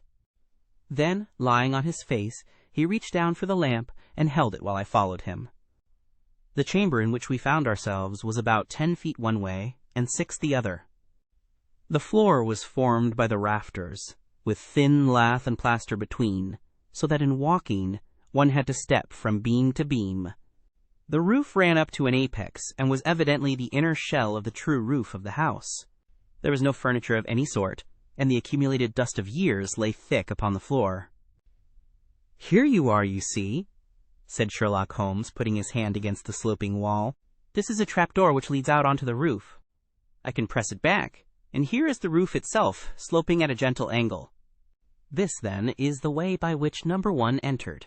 Let us see if we can find any other traces of his individuality." He held down the lamp to the floor, and as he did so I saw for the second time that night a startled, surprised look come over his face. For myself, as I followed his gaze, my skin was cold under my clothes. The floor was covered thickly with the prints of a naked foot, clear, well-defined, perfectly formed, but scarce half the size of those of an ordinary man. "Holmes," I said in a whisper, "a child has done the horrid thing." He had recovered his self-possession in an instant. "I was staggered for the moment," he said. "But the thing is quite natural. My memory failed me, or I should have been able to foretell it. There is nothing more to be learned here. Let us go down." "What is your theory, then, as to those footmarks?" I asked, eagerly, when we had regained the lower room once more. "My dear Watson, try a little analysis yourself," said he, with a touch of impatience. "You know my methods. Apply them, and it will be instructive to compare results." "I cannot conceive anything which will cover the facts," I answered. "It will be clear enough to you soon," he said, in an offhand way. "I think that there is nothing else of importance here, but I will look." He whipped out his lens and a tape measure, and hurried about the room on his knees, measuring, comparing, examining, with his long, thin nose only a few inches from the planks, and his beady eyes gleaming and deep-set like those of a bird. So swift, silent, and furtive were his movements, like those of a trained bloodhound picking out a scent, that I could not but think what a terrible criminal he would have made had he turned his energy and sagacity against the law, instead of exerting them in its defense. As he hunted about, he kept muttering to himself, and finally he broke out into a loud crow of delight. "We are certainly in luck," said he. "We ought to have very little trouble now. Number 1 has had the misfortune to tread in the creosote. You can see the outline of the edge of his small foot here at the side of this evil-smelling mess. The carboy has been cracked, you see, and the stuff has leaked out." "What then?" I asked. "Why, we have got him, that's all," said he. "I know a dog that would follow that scent to the world's end. If a pack can track a trailed herring across a shire, how far can a specially trained hound follow so pungent a smell as this? It sounds like a sum in the rule of 3. The answer should give us the... But hello! Here are the accredited representatives of the law." Heavy steps and the clamor of loud voices were audible from below, and the hall door shut with a loud crash. "Before they come," said Holmes, "just put your hand here on this poor fellow's arm, and here on his leg. What do you feel?" "The muscles are as hard as a board," I answered. "Quite so. They are in a state of extreme contraction, far exceeding the usual rigor mortis. Coupled with this distortion of the face, this Hippocratic smile, or rhesus sardonicus, as the old writers called it, what conclusion would it suggest to your mind?" "Death from some powerful vegetable alkaloid," I answered. "Some strychnine-like substance which would produce tetanus." That was the idea which occurred to me the instant I saw the drawn muscles of the face. On getting into the room, I at once looked for the means by which the poison had entered the system. As you saw, I discovered a thorn which had been driven or shot, with no great force, into the scalp. You observe that the part struck was that which would be turned towards the hole in the ceiling if the man were erect in his chair. Now examine the thorn. I took it up gingerly and held it in the light of the lantern. It was long, sharp, and black, with a glazed look near the point as though some gummy substance had dried upon it. The blunt end had been trimmed and rounded off with a knife. "Is that an English thorn?" he asked. "No, it certainly is not. With all these data, you should be able to draw some just inference. But here are the regulars, so the auxiliary forces may beat a retreat." As he spoke, the steps, which had been coming nearer, sounded loudly on the passage, and a very stout, portly man in a gray suit strode heavily into the room. He was red-faced, burly, and plethoric, with a pair of very small, twinkling eyes which looked keenly out from between swollen and puffy pouches. He was closely followed by an inspector in uniform, and by the still palpitating Thaddeus Sholto. "Here's a business!" he cried in a muffled, husky voice. "Here's a pretty business. But who are all these? Why, the house seems to be as full as a rabbit warren." "I think you must recollect me, Mr. Athelney Jones," said Holmes quietly. "Why, of course I do," he wheezed. "It's Mr. Sherlock Holmes, the theorist. Remember you? I'll never forget how you lectured us all on causes and inferences and effects in the Bishopgate jewel case. It's true you set us on the right track, but you'll own now that it was more by good luck than good guidance. It was a piece of very simple reasoning." "Oh, come now, come!" "Never be ashamed to own up. But what is all this? Bad business. Bad business. Stern facts here. No room for theories. How lucky that I happened to be out at Norwood over another case. I was at the station when the message arrived. What do you think the man died of?" "Oh, this is hardly a case for me to theorize over," said Holmes dryly. No. Still, we can't deny that you hit the nail on the head sometimes. Dear me. Door locked, I understand. Jewels worth $500,000 missing. How was the window?" "Fastened. But there are steps on the sill." Well, if it was fastened, the steps could have nothing to do with the matter. That's common sense. Man might have died in a fit. But then the jewels are missing. I have a theory. These flashes come upon me at times. Just step outside, Sergeant. And you, Mr. Sholto. Your friend can remain. What do you think of this, Holmes? Sholto was, on his own confession, with his brother last night. The brother died in a fit, on which Sholto walked off with the treasure. How's that? On which the dead man very considerately got up and locked the door on the inside. There's a flaw there. Let us apply common sense to the matter. This Thaddeus Sholto was with his brother. There was a quarrel. So much we know. The brother is dead and the jewels are gone. So much also we know. No one saw the brother from the time Thaddeus left him. His bed had not been slept in.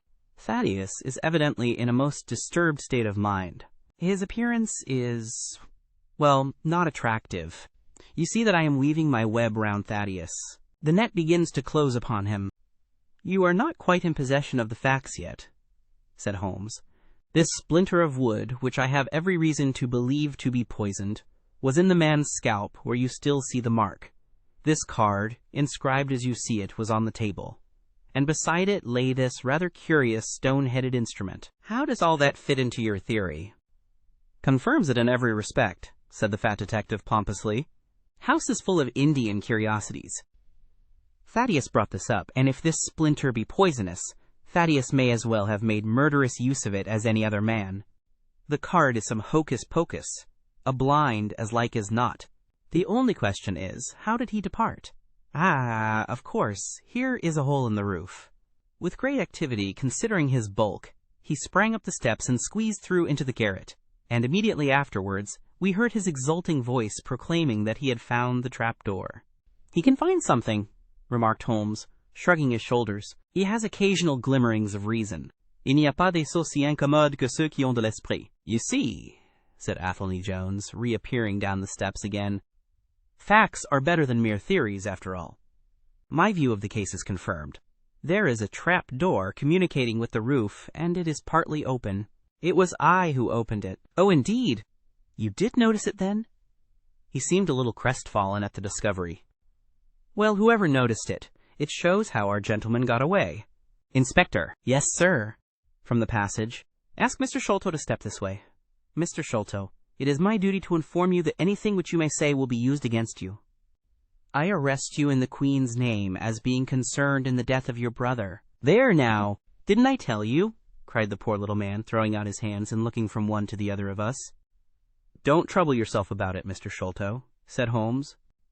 I think that I can engage to clear you of the charge. Don't promise too much, Mr. Theorist. Don't promise too much, snapped the detective. You may find it a harder matter than you think. Not only will I clear him, Mr. Jones, but I will make you a free present of the name and description of one of the two people who were in this room last night. His name, I have every reason to believe, is Jonathan Small. He is a poorly educated man, small, active, with his right leg off, and wearing a wooden stump, which is worn away upon the inner side. His left boot has a coarse, square-toed sole with an iron band round the heel. He is a middle-aged man, much sunburned, and has been a convict. These few indications may be of some assistance to you, coupled with the fact that there is a good deal of skin missing from the palm of his hand. The other man... Ah, the other man? Asked Athelney Jones in a sneering voice, but impressed none the less, as I could easily see, by the precision of the other's manner. Is a rather curious person, said Sherlock Holmes, turning upon his heel. I hope before very long to be able to introduce you to the pair of them. A word with you, Watson. He led me out to the head of the stair. This unexpected occurrence, he said, has caused us rather to lose sight of the original purpose of our journey. I have just been thinking so, I answered. It is not right that Miss Morstan should remain in this stricken house. No, you must escort her home. She lives with Mrs. Cecil Forrester in Lower Camberwell, so it is not very far. I will wait for you here, if you will drive out again. Or perhaps you are too tired? By no means. I don't think I could rest until I know more of this fantastic business. I have seen something of the rough side of life, but I give you my word that this quick succession of strange surprises tonight has shaken my nerve completely. I should like, however, to see the matter through with you now that I have got so far. Your presence will be of great service to me, he answered. We shall work the case out independently, and leave this fellow Jones to exult over any mare's nest which he may choose to construct. When you have dropped Miss Morstan, I wish you to go on to number 3, Pinchin Lane, down near the water's edge at Lambeth. The third house on the right-hand side is a bird-stuffer's. Sherman is the name. You will see a weasel holding a young rabbit in the window. Knock old Sherman up and tell him, with my compliments, that I want Toby at once. You will bring Toby back in the cab with you. A dog, I suppose? Yes, a queer mongrel, with a most amazing power of scent. I would rather have Toby's help than that of the whole detective force of London. I shall bring him then, said I. It is 1 now. I ought to be back before 3 if I can get a fresh horse. And I, said Holmes, shall see what I can learn from Mrs. Burnstone. and from the Indian servant, who, Mr. Thaddeus tell me, sleeps in the next garret. Then I shall study the great Jones's methods, and listen to his not-too-delicate sarcasms. Wir sind gewohnt, dass die Menschen verhohnen, was sie nicht verstehen. Goethe is always pithy. Chapter 7. The Episode of the Barrel. The police had brought a cab with them, and in this I escorted Miss Morstan back to her home. After the angelic fashion of women, she had borne trouble with a calm face as long as there was someone weaker than herself to support, and I had found her bright and placid by the side of the frightened housekeeper.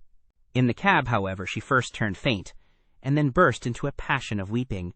So sorely had she been tried by the adventures of the night. She has told me since that she thought me cold and distant upon that journey. She little guessed the struggle within my breast, or the effort of self-restraint which held me back. My sympathies and my love went out to her, even as my hand had in the garden. I felt that years of the conventionalities of life could not teach me to know her sweet, brave nature, as had this one day of strange experiences. Yet there were two thoughts which sealed the words of affection upon my lips. She was weak and helpless, shaken in mind and nerve. It was to take her at a disadvantage to obtrude love upon her at such a time. Worse still, she was rich. If Holmes's researches were successful, she would be an heiress. Was it fair, was it honorable, that a half-pay surgeon should take such advantage of an intimacy which chance had brought about? Might she not look upon me as a mere vulgar fortune-seeker? I could not bear to risk that such a thought should cross her mind. This Agra treasure intervened like an impassable barrier between us. It was nearly 2 o'clock when we reached Mrs. Cecil Forrester's. The servants had retired hours ago, but Mrs. Forrester had been so interested by the strange message which Miss Morstan had received that she had sat up in the hope of her return. She opened the door herself, a middle-aged, graceful woman, and it gave me joy to see how tenderly her arms stole round the other's waist, and how motherly was the voice in which she greeted her. She was clearly no mere paid dependent, but an honored friend. I was introduced, and Mrs. Forrester earnestly begged me to step in and tell her our adventures. I explained, however, the importance of my errand, and promised faithfully to call and report any progress which we might make with the case. As we drove away, I stole a glance back, and I still seemed to see that little group on the step. The two graceful, clinging figures, the half-open door, the hall light shining through stained glass, the barometer, and the bright stair rods. It was soothing to catch even that passing glimpse of a tranquil English home in the midst of the wild, dark business which had absorbed us. And the more I thought of what had happened, the wilder and darker it grew. I reviewed the whole extraordinary sequence of events as I rattled on through the silent gas-lit streets. There was the original problem. That, at least, was pretty clear now. The death of Captain Morstan, the sending of the pearls, the advertisement, the letter. We had had light upon all those events. They had only led us, however, to a deeper and far more tragic mystery. The Indian treasure, the curious plan found among Morstan's baggage, the strange scene at Major Sholto's death, the rediscovery of the treasure immediately followed by the murder of the discoverer, the very singular accompaniments to the crime, the footsteps, the remarkable weapons, the words upon the card, corresponding with those upon Captain Morstan's chart. Here was indeed a labyrinth in which a man less singularly endowed than my fellow lodger might well despair of ever finding the clue. Pinchin Lane was a row of shabby 2-storied brick houses in the lower quarter of Lambeth. I had to knock for some time at number 3 before I could make my impression. At last, however, there was the glint of a candle behind the blind, and a face looked out at the upper window. "Go on, you drunken vagabond," said the face.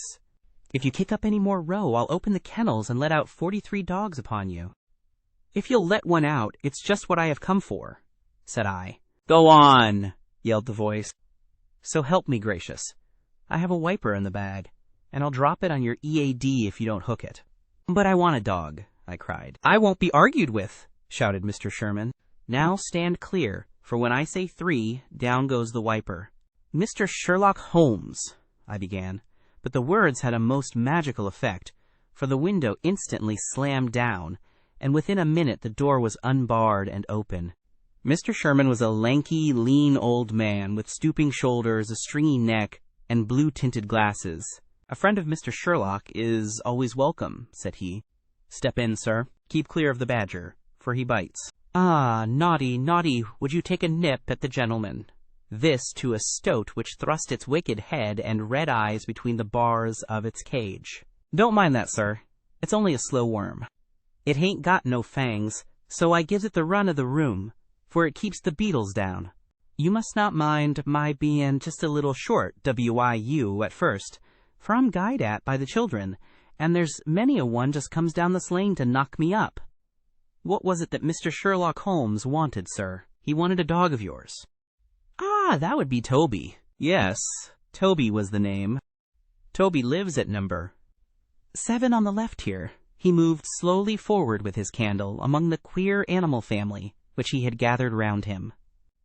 In the uncertain, shadowy light I could see dimly that there were glancing, glimmering eyes peeping down at us from every cranny and corner. Even the rafters above our heads were lined by solemn fowls, who lazily shifted their weight from one leg to the other as our voices disturbed their slumbers. Toby proved to be an ugly, long-haired, lop-eared creature, half spaniel and half lurcher, brown and white in color, with a very clumsy waddling gait. It accepted after some hesitation a lump of sugar which the old naturalist handed to me, and having thus sealed an alliance, it followed me to the cab, and made no difficulties about accompanying me. It had just struck 3 on the palace clock when I found myself back once more at Pondicherry Lodge. The ex-prize-fighter McMurdo had, I found, been arrested as an accessory, and both he and Mr. Sholto had been marched off to the station. 2 constables guarded the narrow gate, but they allowed me to pass with the dog on my mentioning the detective's name. Holmes was standing on the doorstep, with his hands in his pockets, smoking his pipe. Ah, you have him there, said he. Good dog, then. Athelney Jones has gone. We have had an immense display of energy since you left. He has arrested not only friend Thaddeus, but the gatekeeper, the housekeeper, and the Indian servant.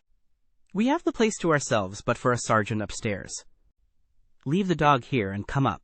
We tied Toby to the hall table and reascended the stairs. The room was as he had left it, save that a sheet had been draped over the central figure.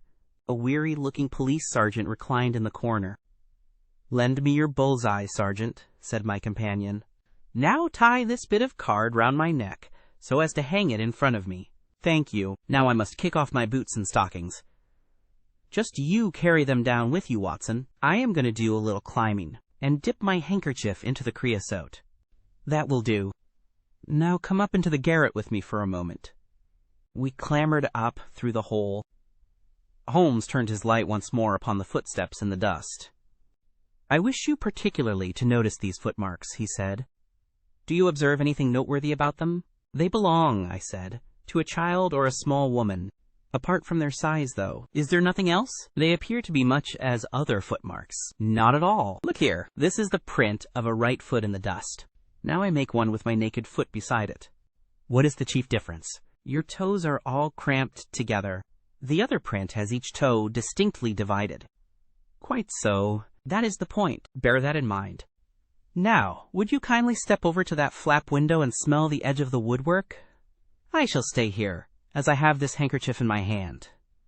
I did as he directed, and was instantly conscious of a strong tarry smell. That is where he put his foot in getting out. If you can trace him, I should think that Toby will have no difficulty. Now run downstairs, loose the dog, and look out for Blondin. By the time that I got out into the grounds, Sherlock Holmes was on the roof, and I could see him like an enormous glowworm, crawling very slowly along the ridge. I lost sight of him behind a stack of chimneys, but he presently reappeared, and then vanished once more upon the opposite side. When I made my way round there, I found him seated at one of the corner eaves. "That you, Watson?" he cried. "Yes, this is the place. What is that black thing down there?" "A water barrel." "Top on it?" "Yes." "No sign of a ladder?" "No." "Confound the fellow. It's a most breakneck place. I ought to be able to come down where he could climb up. The water pipe feels pretty firm. Here goes, anyhow." There was a scuffling of feet, and the lantern began to come steadily down the side of the wall. Then, with a light spring, he came on to the barrel, and from there to the earth. It was easy to follow him, he said, drawing on his stockings and boots. Tiles were loosened the whole way along, and in his hurry he had dropped this. It confirms my diagnosis as you doctors express it. The object which he held up to me was a small pocket or pouch, woven out of colored grasses and with a few tawdry beads strung round it. In shape and size it was not unlike a cigarette case. Inside were half a dozen spines of dark wood, sharp at one end and rounded at the other, like that which had struck Bartholomew Sholto. "They are hellish things," said he. "Look out that you don't prick yourself. I'm delighted to have them, for the chances are that they are all he has. There is the less fear of you or me finding one in our skin before long. I would sooner face a martini bullet, myself. Are you game for a 6-mile trudge, Watson?" "Certainly," I answered. "Your leg will stand it?" "Oh, yes. Here you are, doggy. Good old Toby. Smell it, Toby, smell it." He pushed the creosote handkerchief under the dog's nose, while the creature stood with its fluffy legs separated, and with the most comical cock to its head, like a connoisseur sniffing the bouquet of a famous vintage. Holmes then threw the handkerchief to a distance, fastened a stout cord to the mongrel's collar, and led him to the foot of the water barrel. The creature instantly broke into a succession of high, tremulous yelps, and, with his nose on the ground and his tail in the air, pattered off upon the trail at a pace which strained his leash and kept us at the top of our speed.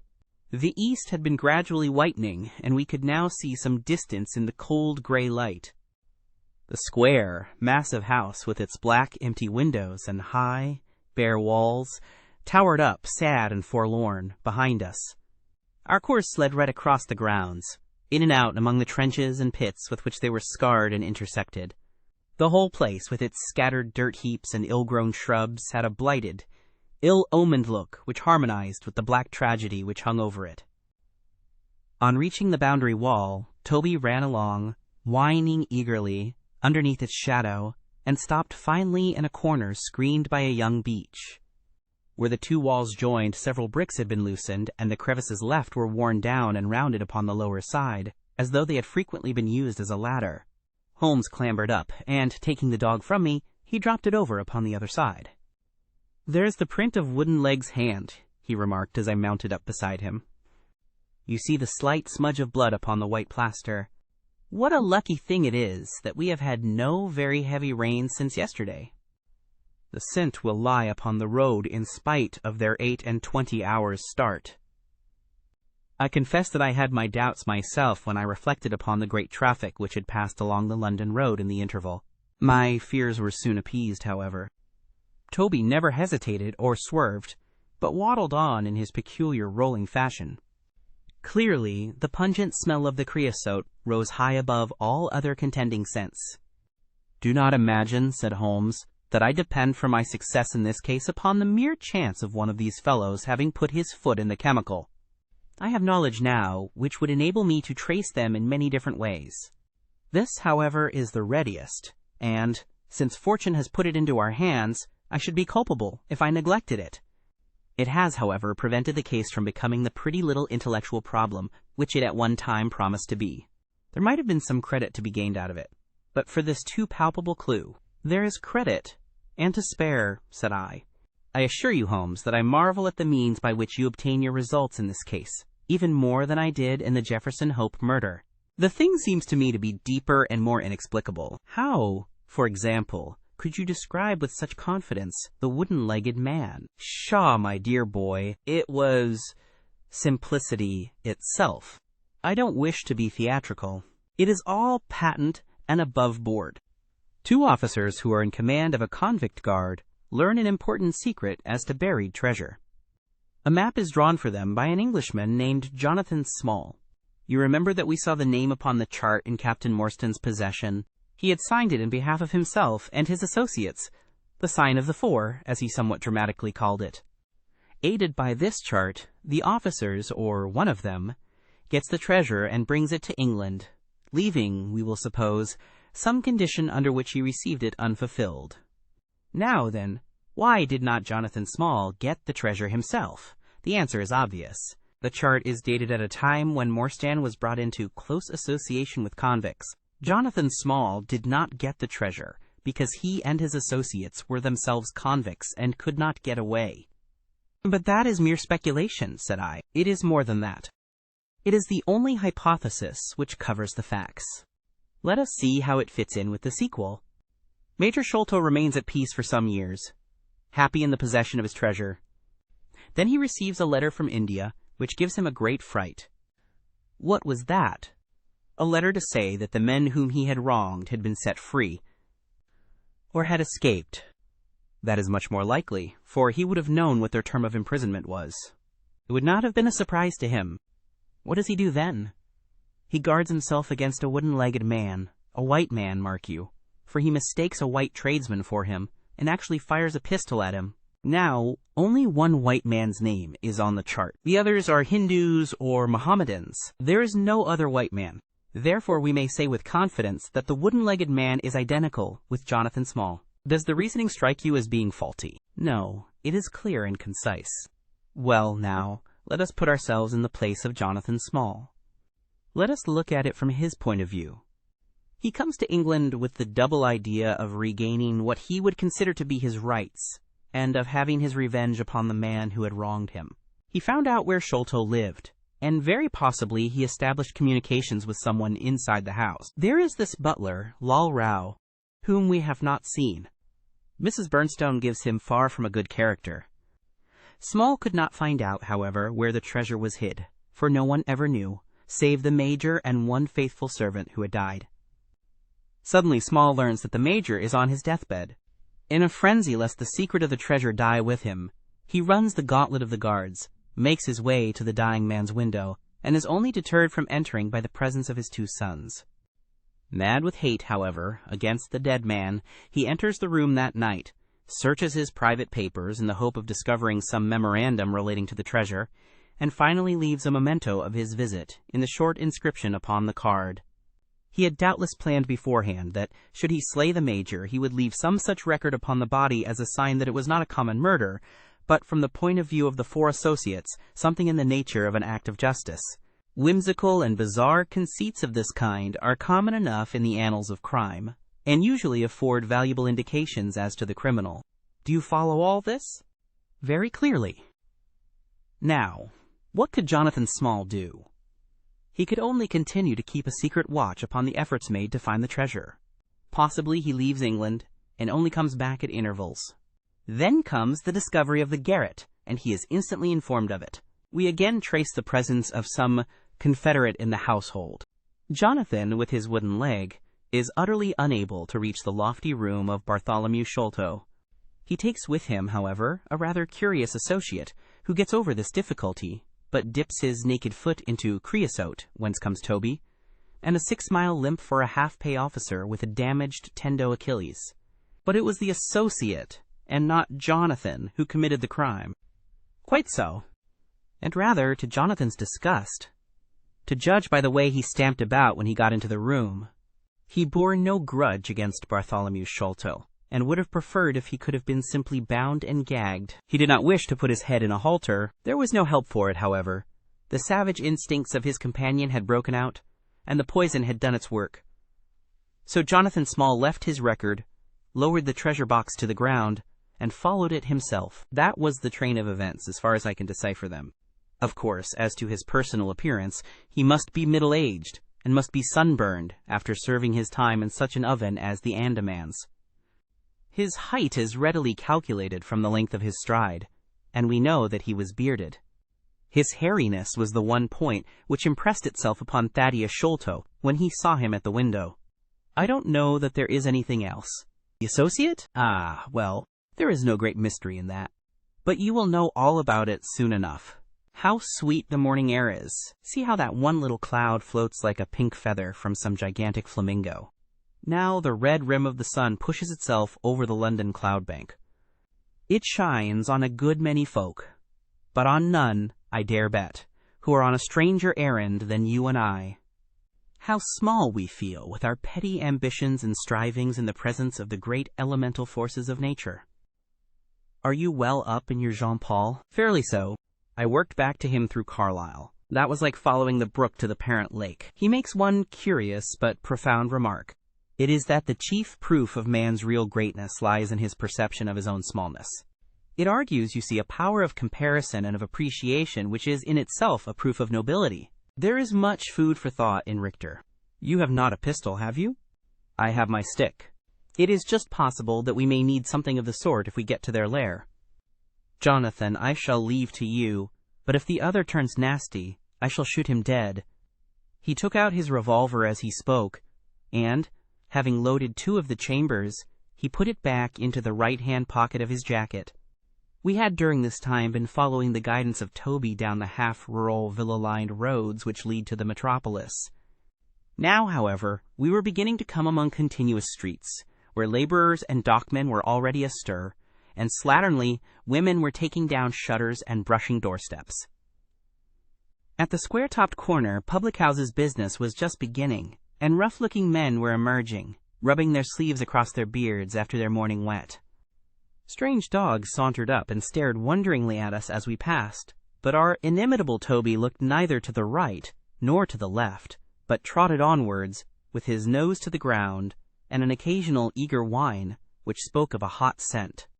We had traversed Streatham, Brixton, Camberwell, and now found ourselves in Kennington Lane, having borne away through the side streets to the east of the Oval.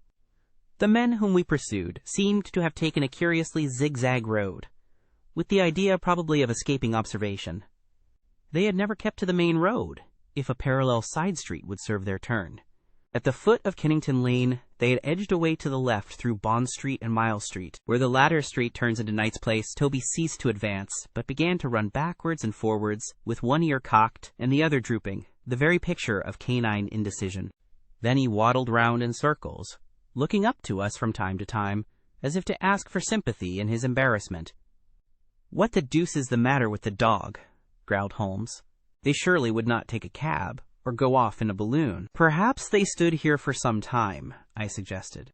"Ah, it's all right. He's off again," said my companion in a tone of relief.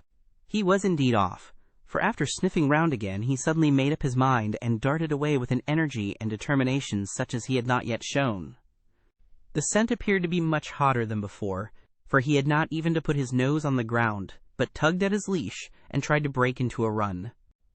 I could see by the gleam in Holmes's eyes that he thought we were nearing the end of our journey. Our course now ran down 9 Elms until we came to Broderick and Nelson's large timber yard, just past the White Eagle Tavern. Here the dog, frantic with excitement, turned down through the side gate into the enclosure, where the sawyers were already at work. On the dog raced through sawdust and shavings, down an alley, round a passage, between 2 wood piles, and finally, with a triumphant yelp, sprang upon a large barrel which still stood upon the hand trolley on which it had been brought. With lolling tongue and blinking eyes, Toby stood upon the cask, looking from one to the other of us for some sign of appreciation. The staves of the barrel and the wheels of the trolley were smeared with a dark liquid, and the whole air was heavy with the smell of creosote. Sherlock Holmes and I looked blankly at each other, and then burst simultaneously into an uncontrollable fit of laughter. Chapter 8. The Baker Street Irregulars. "What now?" I asked. "Toby has lost his character for infallibility." "He acted according to his lights," said Holmes, lifting him down from the barrel and walking him out of the timber yard. "If you consider how much creosote is carted about London in one day, it is no great wonder that our trail should have been crossed. It is much used now, especially for the seasoning of wood. Poor Toby is not to blame. We must get on the main scent again, I suppose." "Yes, and, fortunately, we have no distance to go." Evidently, what puzzled the dog at the corner of Knight's Place was that there were 2 different trails running in opposite directions. We took the wrong one. It only remains to follow the other. There was no difficulty about this. On leading Toby to the place where he had committed his fault, he cast about in a wide circle and finally dashed off in a fresh direction. "We must take care that he does not now bring us to the place where the creosote barrel came from," I observed. "I had thought of that, but you notice that he keeps on the pavement, whereas the barrel passed down the roadway. No, we are on the true scent now." It tended down towards the riverside, running through Belmont Place and Prince's Street. At the end of Broad Street, it ran right down to the water's edge, where there was a small wooden wharf. Toby led us to the very edge of this, and there stood whining, looking out on the dark current beyond. "We are out of luck," said Holmes. "They have taken to a boat here." Several small punts and skiffs were lying about in the water, and on the edge of the wharf. We took Toby round to each in turn, but, though he sniffed earnestly, he made no sign. Close to the rude landing stage was a small brick house, with a wooden placard slung out through the second window. Mordecai Smith was printed across it in large letters, and underneath, "Boats to hire by the hour or day." A second inscription above the door informed us that a steam launch was kept, a statement which was confirmed by a great pile of coke upon the jetty. Sherlock Holmes looked slowly round, and his face assumed an ominous expression. "This looks bad," said he. "These fellows are sharper than I expected. They seem to have covered their tracks. There has, I fear, been preconcerted management here." He was approaching the door of the house when it opened and a little curly-headed lad of 6 came running out, followed by a stoutish, red-faced woman with a large sponge in her hand. "You come back and be washed, Jack," she shouted. "Come back, you young imp, for if your father comes home and finds you like that, he'll let us hear of it." "Dear little chap," said Holmes strategically. "What a rosy-cheeked young rascal. Now, Jack, is there anything you would like?" The youth pondered for a moment. "I'd like a shillin'," said he. "Nothing you would like better?" "I'd like 2 shillin' better," the prodigy answered, after some thought. "Here you are, then. Hatch! A fine child, Mrs. Smith." "Lor bless you, sir, he is that, and forward. He gets a'most too much for me to manage, especially when my man is away, days at a time." "Away, is he?" said Holmes in a disappointed voice. "I am sorry for that, for I wanted to speak to Mr. Smith.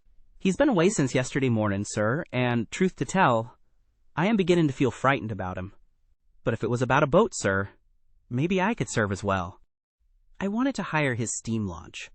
"Why, bless you, sir, it is in the steam launch that he has gone. That's what puzzles me, for I know there ain't more coals in her than would take her to about Woolwich and back. If he'd been away in the barge, I'd have thought nothing, for many a time a job has taken him as far as Gravesend, and then if there was much doing there, he might have stayed over. But what good is a steam launch without coals? He might have bought some at a wharf down the river." "He might, sir, but it weren't his way. Many a time I've heard him call out at the prices they charge for a few odd bags. Besides, I don't like that wooden-legged man. His ugly face and outlandish talk. What did he want always knocking about here for?" "A wooden-legged man?" said Holmes with bland surprise. "Yes, sir. A brown, monkey-faced chap that's called more'n once for my old man. It was him that roused him up yesternight, and, what's more, my man knew he was coming, for he had steam up in the launch. I tell you straight, sir, I don't feel easy in my mind about it."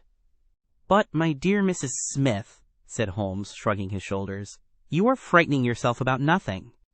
How could you possibly tell that it was the wooden-legged man who came in the night? I don't quite understand how you can be so sure." "His voice, sir." I knew his voice. "Which is kind of thick and foggy. He tapped at the winder, about 3 it would be. 'Show a leg, matey,' says he. 'Time to turn out guard.' My old man woke up Jim, that's my eldest, and away they went, without so much as a word to me. I could hear the wooden leg clacking on the stones." "And was this wooden-legged man alone?" "Couldn't say, I am sure, sir. I didn't hear no one else." "I am sorry, Mrs. Smith, for I wanted a steam launch, and I have heard good reports of let me see, what is her name?"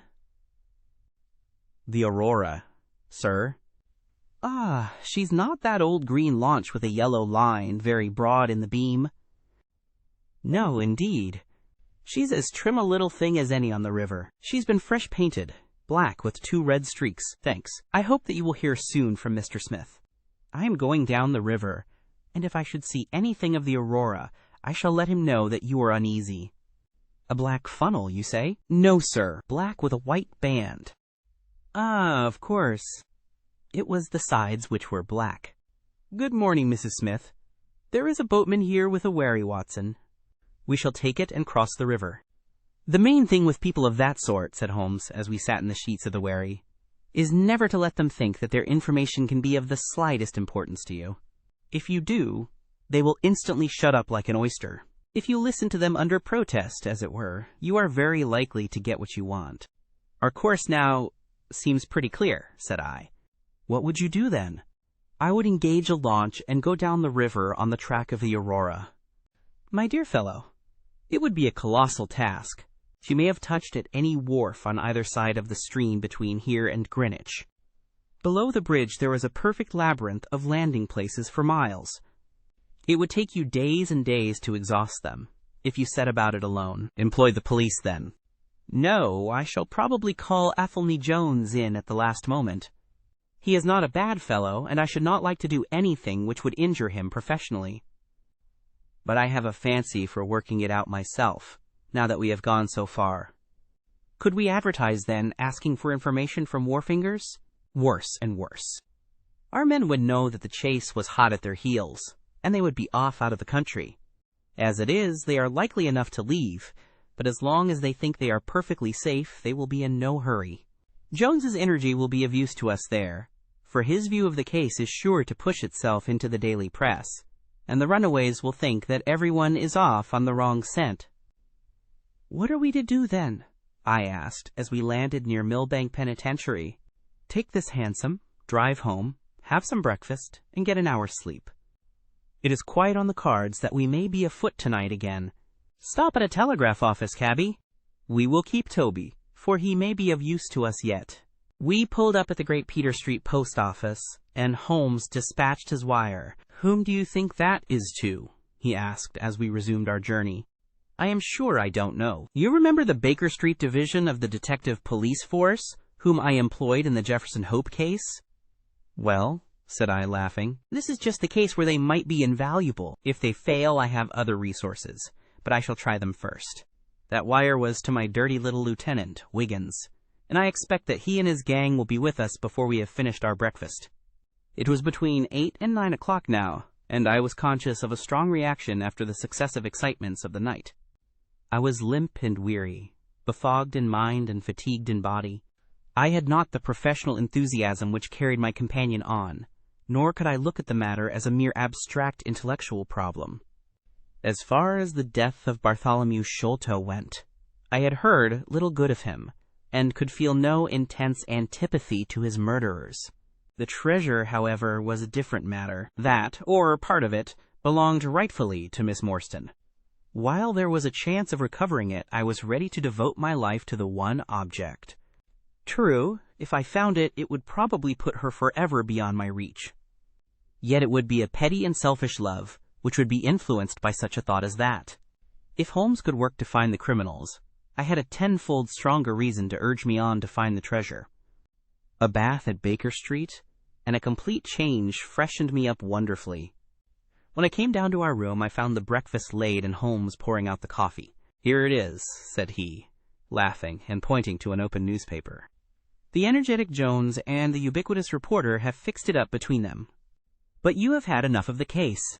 Better have your ham and eggs first. I took the paper from him and read the short notice, which was headed, Mysterious Business at Upper Norwood. About 12 o'clock last night, said the Standard, Mr. Bartholomew Sholto, of Pondicherry Lodge, Upper Norwood, was found dead in his room under circumstances which point to foul play. As far as we can learn, no actual traces of violence were found upon Mr. Sholto's person, but a valuable collection of Indian gems which the deceased gentleman had inherited from his father has been carried off. The discovery was first made by Mr. Sherlock Holmes and Dr. Watson, who had called at the house with Mr. Thaddeus Sholto, brother of the deceased. By a singular piece of good fortune, Mr. Athelney Jones, the well-known member of the detective police force, happened to be at the Norwood police station, and was on the ground within half an hour of the first alarm.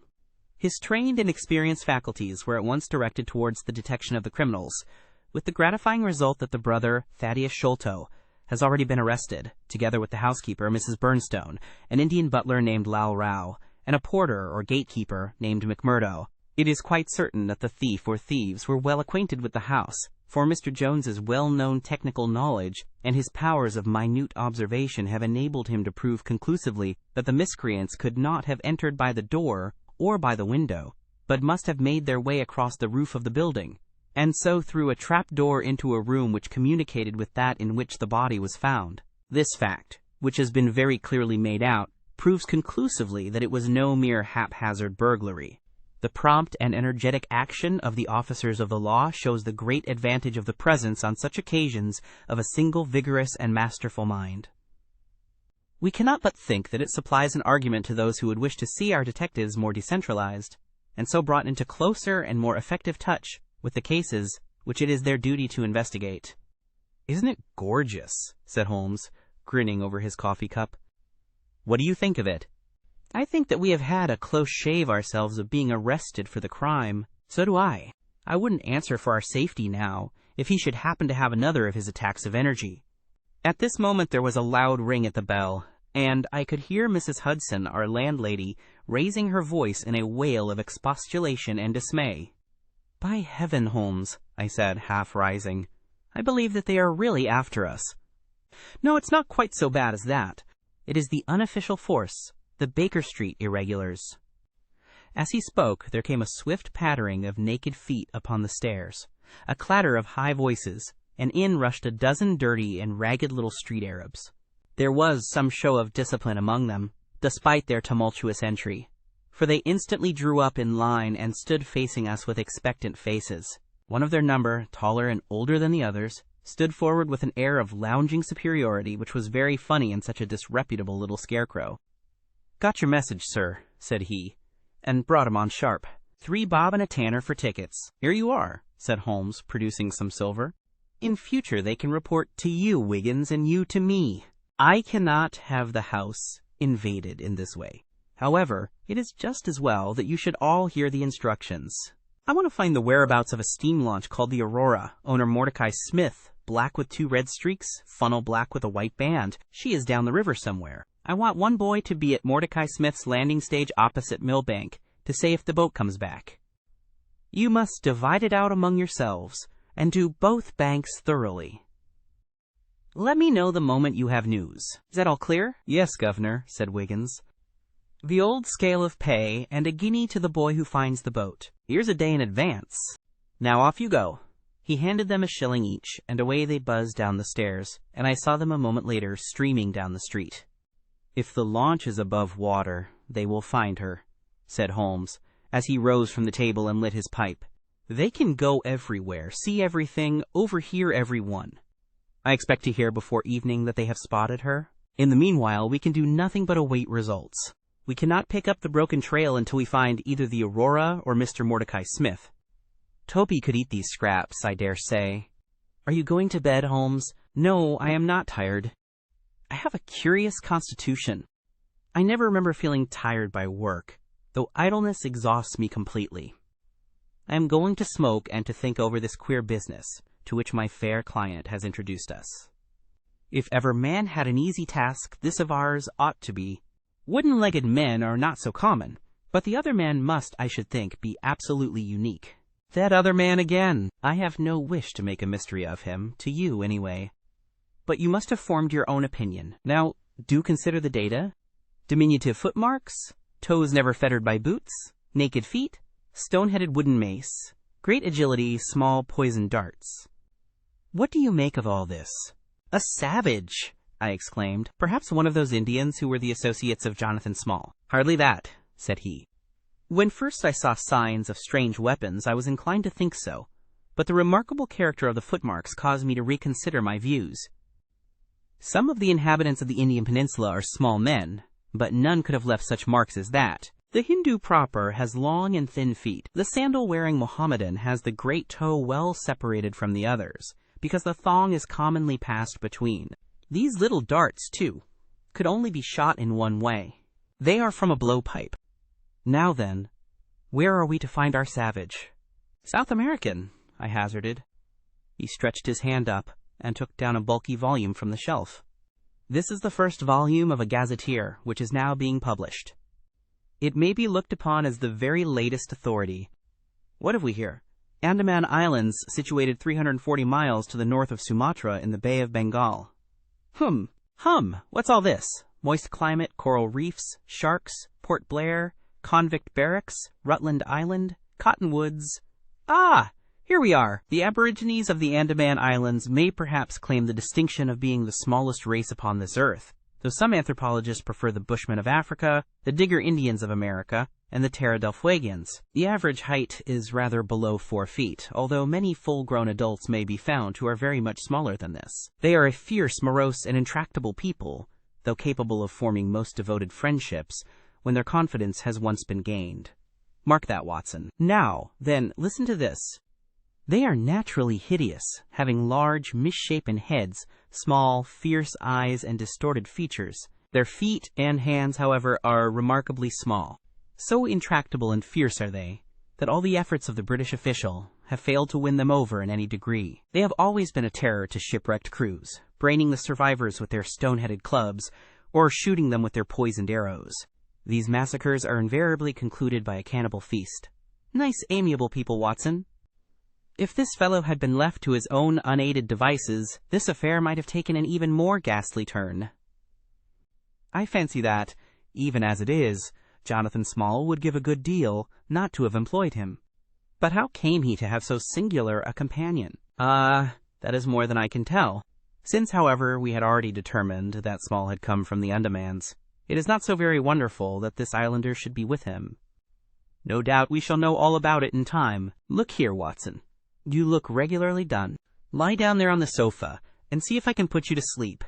He took up his violin from the corner, and as I stretched myself out, he began to play some low, dreamy, melodious air. His own, no doubt, for he had a remarkable gift for improvisation.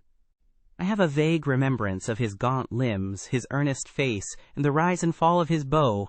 Then I seemed to be floated peacefully away upon a soft sea of sound, until I found myself in dreamland, with the sweet face of Mary Morstan looking down upon me.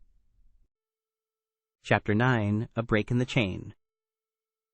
It was late in the afternoon before I woke, strengthened and refreshed. Sherlock Holmes still sat exactly as I had left him, save that he had laid aside his violin and was deep in a book. He looked across at me as I stirred, and I noticed that his face was dark and troubled. "You have slept soundly," he said. "I feared that our talk would wake you." "I heard nothing," I answered. "Have you had fresh news, then?" "Unfortunately, no. I confess that I am surprised and disappointed. I expected something definite by this time. Wiggins has just been up to report. He says that no trace can be found of the launch. It is a provoking check, for every hour is of importance." "Can I do anything?" "I am perfectly fresh now, and quite ready for another night's outing." "No, we can do nothing. We can only wait. If we go ourselves, the message might come in our absence, and delay be caused. You can do what you will, but I must remain on guard. Then I shall run over to Camberwell and call upon Mrs. Cecil Forrester. She asked me to yesterday." "On Mrs. Cecil Forrester?" asked Holmes, with the twinkle of a smile in his eyes. "Well, of course, Miss Morstan, too. They were anxious to hear what happened." "I would not tell them too much," said Holmes. "Women are never to be entirely trusted. Not the best of them." I did not pause to argue over this atrocious sentiment. "I shall be back in an hour or two," I remarked. "All right, good luck. But, I say, if you are crossing the river, you may as well return, Toby, for I don't think it is at all likely that we shall have any use for him now." I took our mongrel accordingly, and left him, together with a half-sovereign, at the old naturalist's in Pinchin Lane. At Camberwell I found Miss Morstan a little weary after her night's adventures, but very eager to hear the news. Mrs. Forrester, too, was full of curiosity. I told them all that we had done, suppressing, however, the more dreadful parts of the tragedy. Thus, although I spoke of Mr. Sholto's death, I said nothing of the exact manner and method of it. With all my omissions, however, there was enough to startle and amaze them. "It is a romance," cried Mrs. Forrester. "An injured lady, $500,000 in treasure, a black cannibal, and a wooden-legged ruffian. They take the place of the conventional dragon, or wicked earl. And 2 knight-errants to the rescue," added Miss Morstan, with a bright glance at me.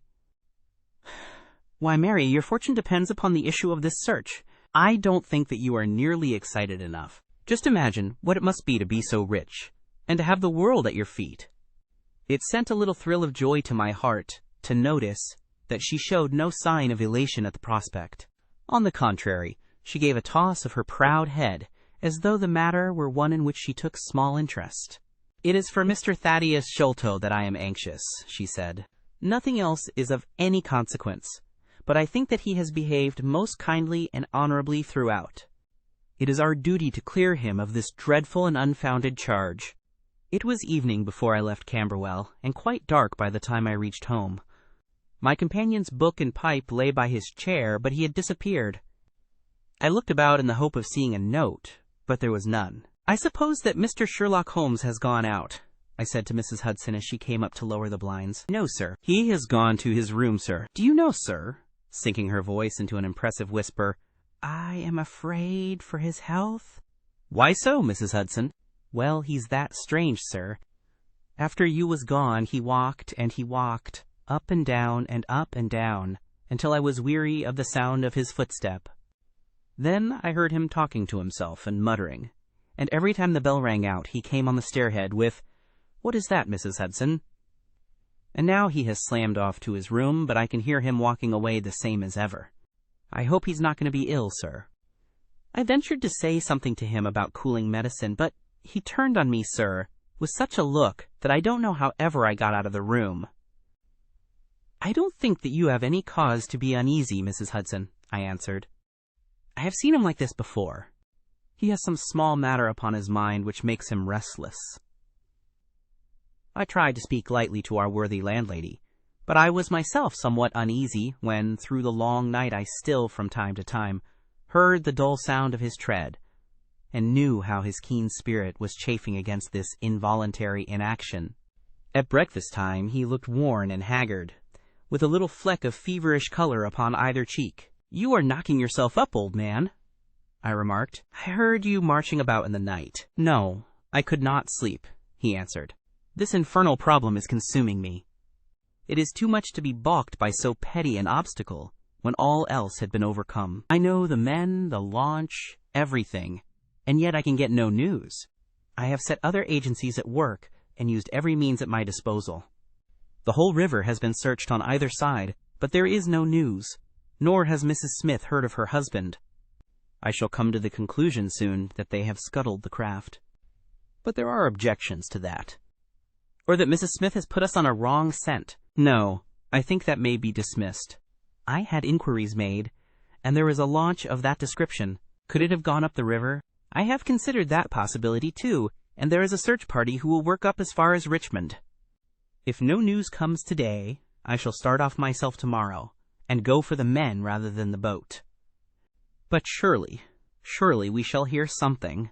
We did not, however. Not a word came to us, either from Wiggins or from the other agencies. There were articles in most of the papers upon the Norwood tragedy. They all appeared to be rather hostile to the unfortunate Thaddeus Sholto. No fresh details were to be found, however, in any of them, save that an inquest was to be held upon the following day.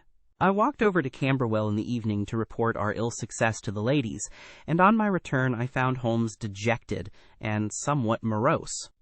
He would hardly reply to my questions, and busied himself all evening in an abstruse chemical analysis which involved much heating of retorts and distilling of vapors, ending at last in a smell which fairly drove me out of the apartment. Up to the small hours of the morning I could hear the clinking of his test tubes, which told me that he was still engaged in his malodorous experiment. In the early dawn I woke with a start, and was surprised to find him standing by my bedside, clad in a rude sailor dress with a pea-jacket, and a coarse red scarf round his neck. "I am off down the river, Watson," said he.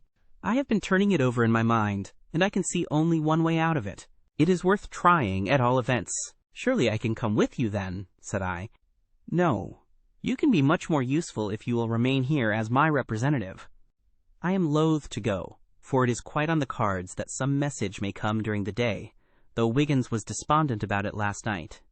I want you to open all notes and telegrams, and to act on your own judgment if any news should come."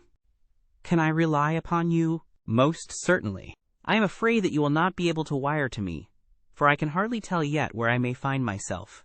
If I am in luck, however, I may not be gone so very long. I shall have news of some sort or other before I get back." I had heard nothing of him by breakfast time. On opening the Standard, however, I found that there was a fresh allusion to the business. "With reference to the Upper Norwood tragedy," it remarked, "we have reason to believe that the matter promises to be even more complex and mysterious than was originally supposed. Fresh evidence has shown that it is quite impossible that Mr. Thaddeus Sholto could have been in any way concerned in the matter. He and the housekeeper, Mrs. Burnstone, were both released yesterday evening.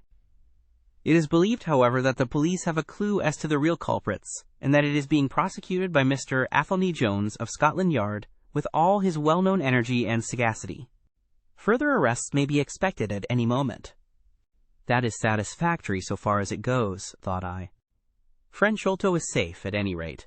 I wonder what the fresh clue may be, though it seems to be a stereotyped form whenever the police have made a blunder. I tossed the paper down upon the table, but at that moment my eye caught an advertisement in the agony column. It ran in this way: lost. Whereas Mordecai Smith, boatman, and his son Jim left Smith's Wharf at or about 3 o'clock last Tuesday morning in the steam launch Aurora, black with 2 red stripes, funnel black with a white band, the sum of £5 will be paid to anyone who can give information to Mrs. Smith at Smith's Wharf or at 221B Baker Street as to the whereabouts of the said Mordecai Smith and the launch Aurora. This was clearly Maholmes's doing. The Baker Street address was enough to prove that.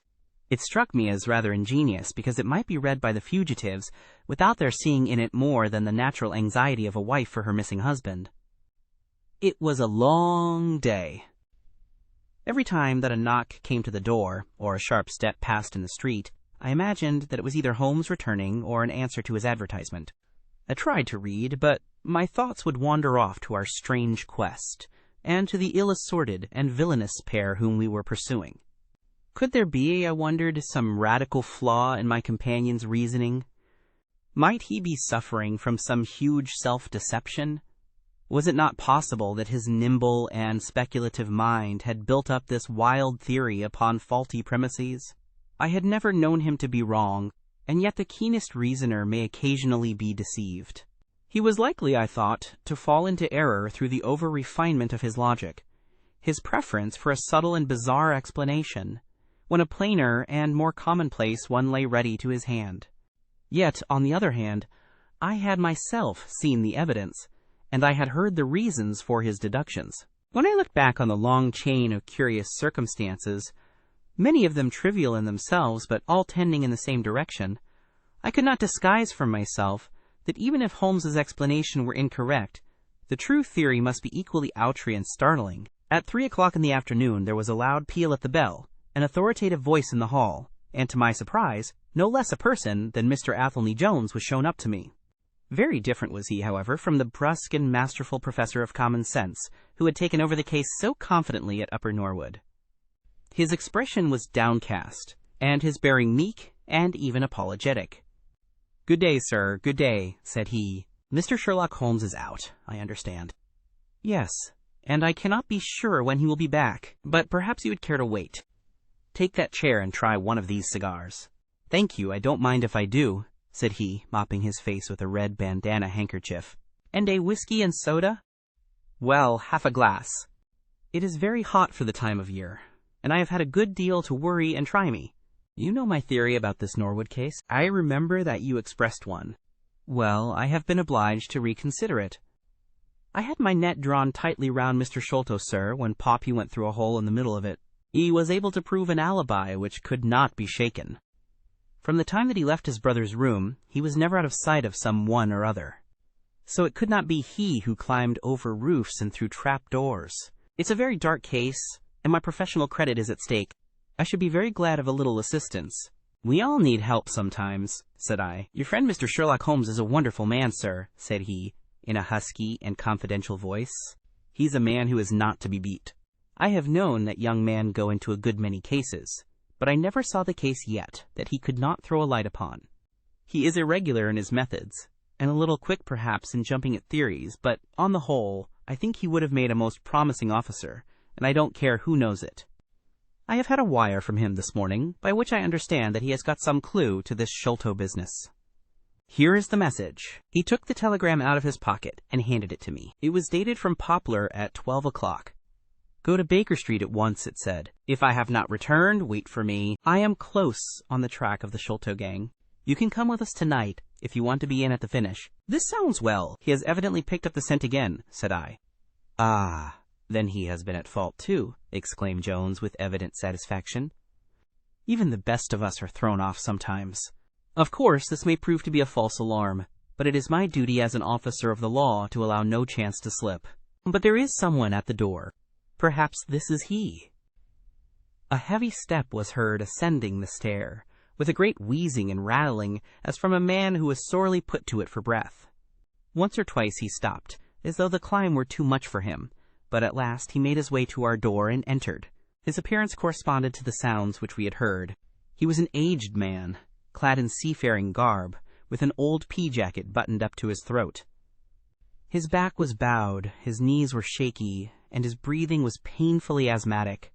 As he leaned upon a thick, oaken cudgel, his shoulders heaved in the effort to draw the air into his lungs. He had a colored scarf round his chin, and I could see a little of his face, save a pair of keen dark eyes, overhung by bushy white brows and long gray side whiskers. Altogether he gave me the impression of a respectable master mariner who had fallen into years and poverty. "What is it, my man?" I asked. He looked about him in the slow, methodical fashion of old age. "Is Mr. Sherlock Holmes here?" said he. "No, but I am acting for him. You can tell me any message you have for him." "It was to him himself I was to tell it," said he. "But I tell you that I am acting for him." "Was it about Mordecai Smith's boat?" "Yes. I knows well where it is, and I knows where the men he is after are, and I knows where the treasure is. I knows all about it." "Then tell me, and I shall let him know." "It was to him I was to tell it," he repeated, with the petulant obstinacy of a very old man. "Well, you must wait for him." No, I ain't going to lose a whole day to please no one. If Mr. Holmes ain't here, then Mr. Holmes must find it all out for himself. I don't care about the look of either of you, and I won't tell a word."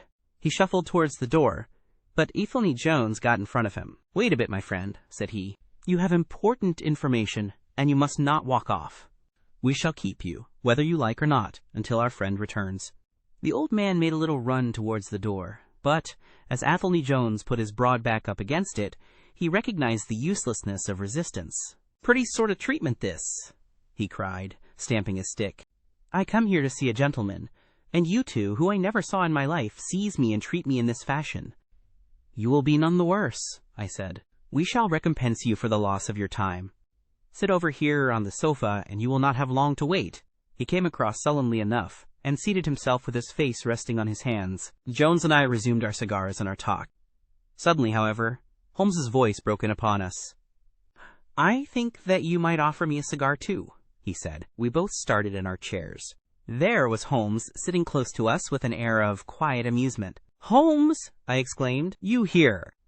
"But where is the old man?" "Here is the old man," said he, holding out a heap of white hair. "Here he is, wig, whiskers, eyebrows, and all." I thought my disguise was pretty good, but I hardly expected that it would stand that test. "Ah, you rogue," cried Jones, highly delighted. "You would have made an actor, and a rare one. You had the proper workhouse cough, and those weak legs of yours are worth £10 a week. I thought I knew the glint of your eye, though. You didn't get away from us so easily, you see." "I have been working in that get-up all day," said he, lighting his cigar. "You see, a good many of the criminal classes begin to know me, especially since our friend here took to publishing some of my cases, so I can only go on the warpath under some simple disguise like this." "You got my wire?" "Yes, that was what brought me here." "How has your case prospered?" "It has all come to nothing. I have had to release 2 of my prisoners, and there is no evidence against the other 2. "Never mind. We shall give you 2 others in the place of them, but you must put yourself under my orders. You are welcome to all the official credit, but you must act on the line that I point out. Is that agreed?" "Entirely, if you will help me to the men." "Well then, in the first place, I shall want a fast police boat, a steam launch, to be at the Westminster Stairs at 7 o'clock. "That is easily managed. There is always one about there, but I can step across the road and telephone to make sure. Then I shall want 2 staunch men, in case of resistance. There will be 2 or 3 in the boat. What else? When we secure the men, we shall get the treasure. I think that it would be a pleasure to my friend here to take the box round to the young lady, to whom half of it rightfully belongs. Let her be the first to open it. E.H. Watson? It would be a great pleasure to me." "Rather an irregular proceeding," said Jones, shaking his head. "However, the whole thing is irregular, and I suppose we must wink at it." The treasure must afterwards be handed over to the authorities until after the official investigation. Certainly, that is easily managed. One other point. I should much like to have a few details about this matter from the lips of Jonathan Small himself. You know, I like to work the detail of my cases out. There is no objection to my having an unofficial interview with him, either here in my rooms or elsewhere, as long as he is efficiently guarded. Well, you are master of the situation. I have had no proof yet of the existence of this Jonathan Small. However, if you can catch him, I don't see how I can refuse you an interview with him. That is understood, then? Perfectly. Is there anything else? Only that I insist upon your dining with us. It will be ready in half an hour. I have oysters and a brace of grouse with something a little choice in white wines. Watson, you have never yet recognized my merits as a housekeeper. Chapter 10. The End of the Islander. Our meal was a merry one. Holmes could talk exceedingly well when he chose, and that night he did choose. He appeared to be in a state of nervous exaltation. I have never known him so brilliant. He spoke on a quick succession of subjects. On miracle plays, on medieval pottery, on Stradivarius violins, on the Buddhism of Ceylon, and on the warships of the future, handling each as though he had made a special study of it. His bright humor marked the reaction from his black depression of the preceding days. Athelney Jones proved to be a sociable soul in his hours of relaxation and faced his dinner with the air of a bon vivant. For myself, I felt elated at the thought that we were nearing the end of our task, and I caught something of Holmes's gaiety. None of us alluded during dinner to the cause which had brought us together. When the cloth was cleared, Holmes glanced at his watch and filled up 3 glasses with port. "One bumper," said he, "to the success of our little expedition. And now it is high time we were off. Have you a pistol, Watson?" "I have my old service revolver in my desk." "You had best take it, then. It is well to be prepared. I see that the cab is at the door. I ordered it for 6:30. It was a little past 7 before we reached the Westminster Wharf and found our launch awaiting us." Holmes eyed it critically. "Is there anything to mark it as a police boat?" "Yes. That green lamp at the side." "Then take it off." The small change was made, we stepped on board, and the ropes were cast off. Jones, Holmes, and I sat in the stern. There was 1 man at the rudder, 1 to tend the engines, and 2 burly police inspectors forward. "Where to?" asked Jones. "To the Tower. Tell them to stop opposite Jacobson's yard." Our craft was evidently a very fast one. We shot past the long lines of loaded barges as though they were stationary. Holmes smiled with satisfaction as we overhauled a river steamer and left her behind us. "We ought to be able to catch anything on the river," he said. "Well, hardly that, but there are not many launches to beat us. We shall have to catch the Aurora, and she has a name for being a clipper. I will tell you how the land lies, Watson. You recollect how annoyed I was at being balked by so small a thing?" "Yes." "Well, I gave my mind a thorough rest by plunging into a chemical analysis. One of our greatest statesmen has said that a change of work is the best rest. So it is. When I had succeeded in dissolving the hydrocarbon which I was at work at, I came back to our problem of the Sholtos, and thought the whole matter out again. My boys had been up the river and down the river without result. The launch was not at any landing stage or wharf, nor had it returned. Yet it could hardly have been scuttled to hide their traces, though that always remained as a possible hypothesis, if all else failed. I knew this man Small had a certain degree of low cunning, but I did not think him capable of anything in the nature of delicate finesse.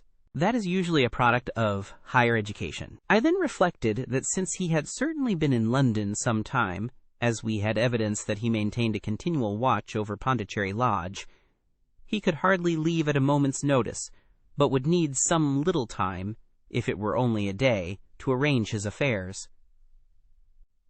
That was the balance of probability at any rate. "It seems to me to be a little weak," said I.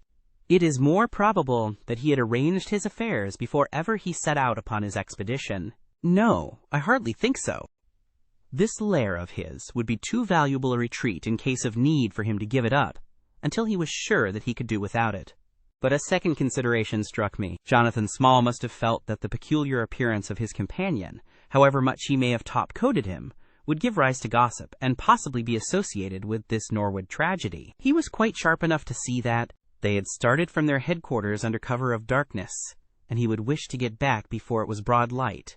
Now, it was past 3 o'clock, according to Mrs. Smith, when they got the boat. It would be quite bright, and people would be about in an hour or so. Therefore, I argued, they did not go very far.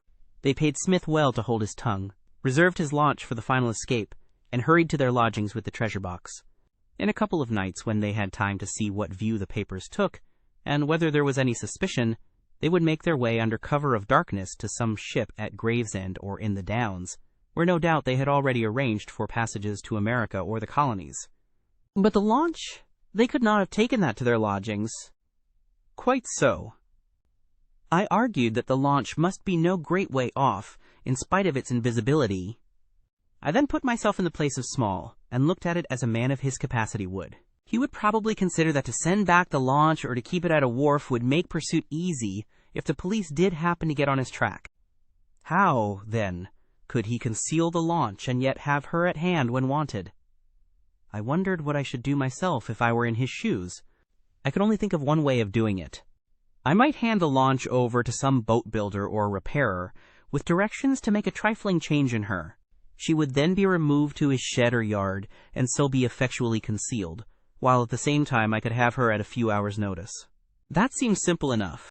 It is just these very simple things which are extremely liable to be overlooked. However, I determined to act on the idea. I started at once in this harmless seaman's rig, and inquired at all the yards down the river. I drew blank at 15, but at the 16th, Jacobson's, I learned that the Aurora had been handed over to them 2 days ago by a wooden-legged man, with some trivial directions as to her rudder. "There ain't naught amiss with her rudder," said the foreman. "There she lies, with the red streaks."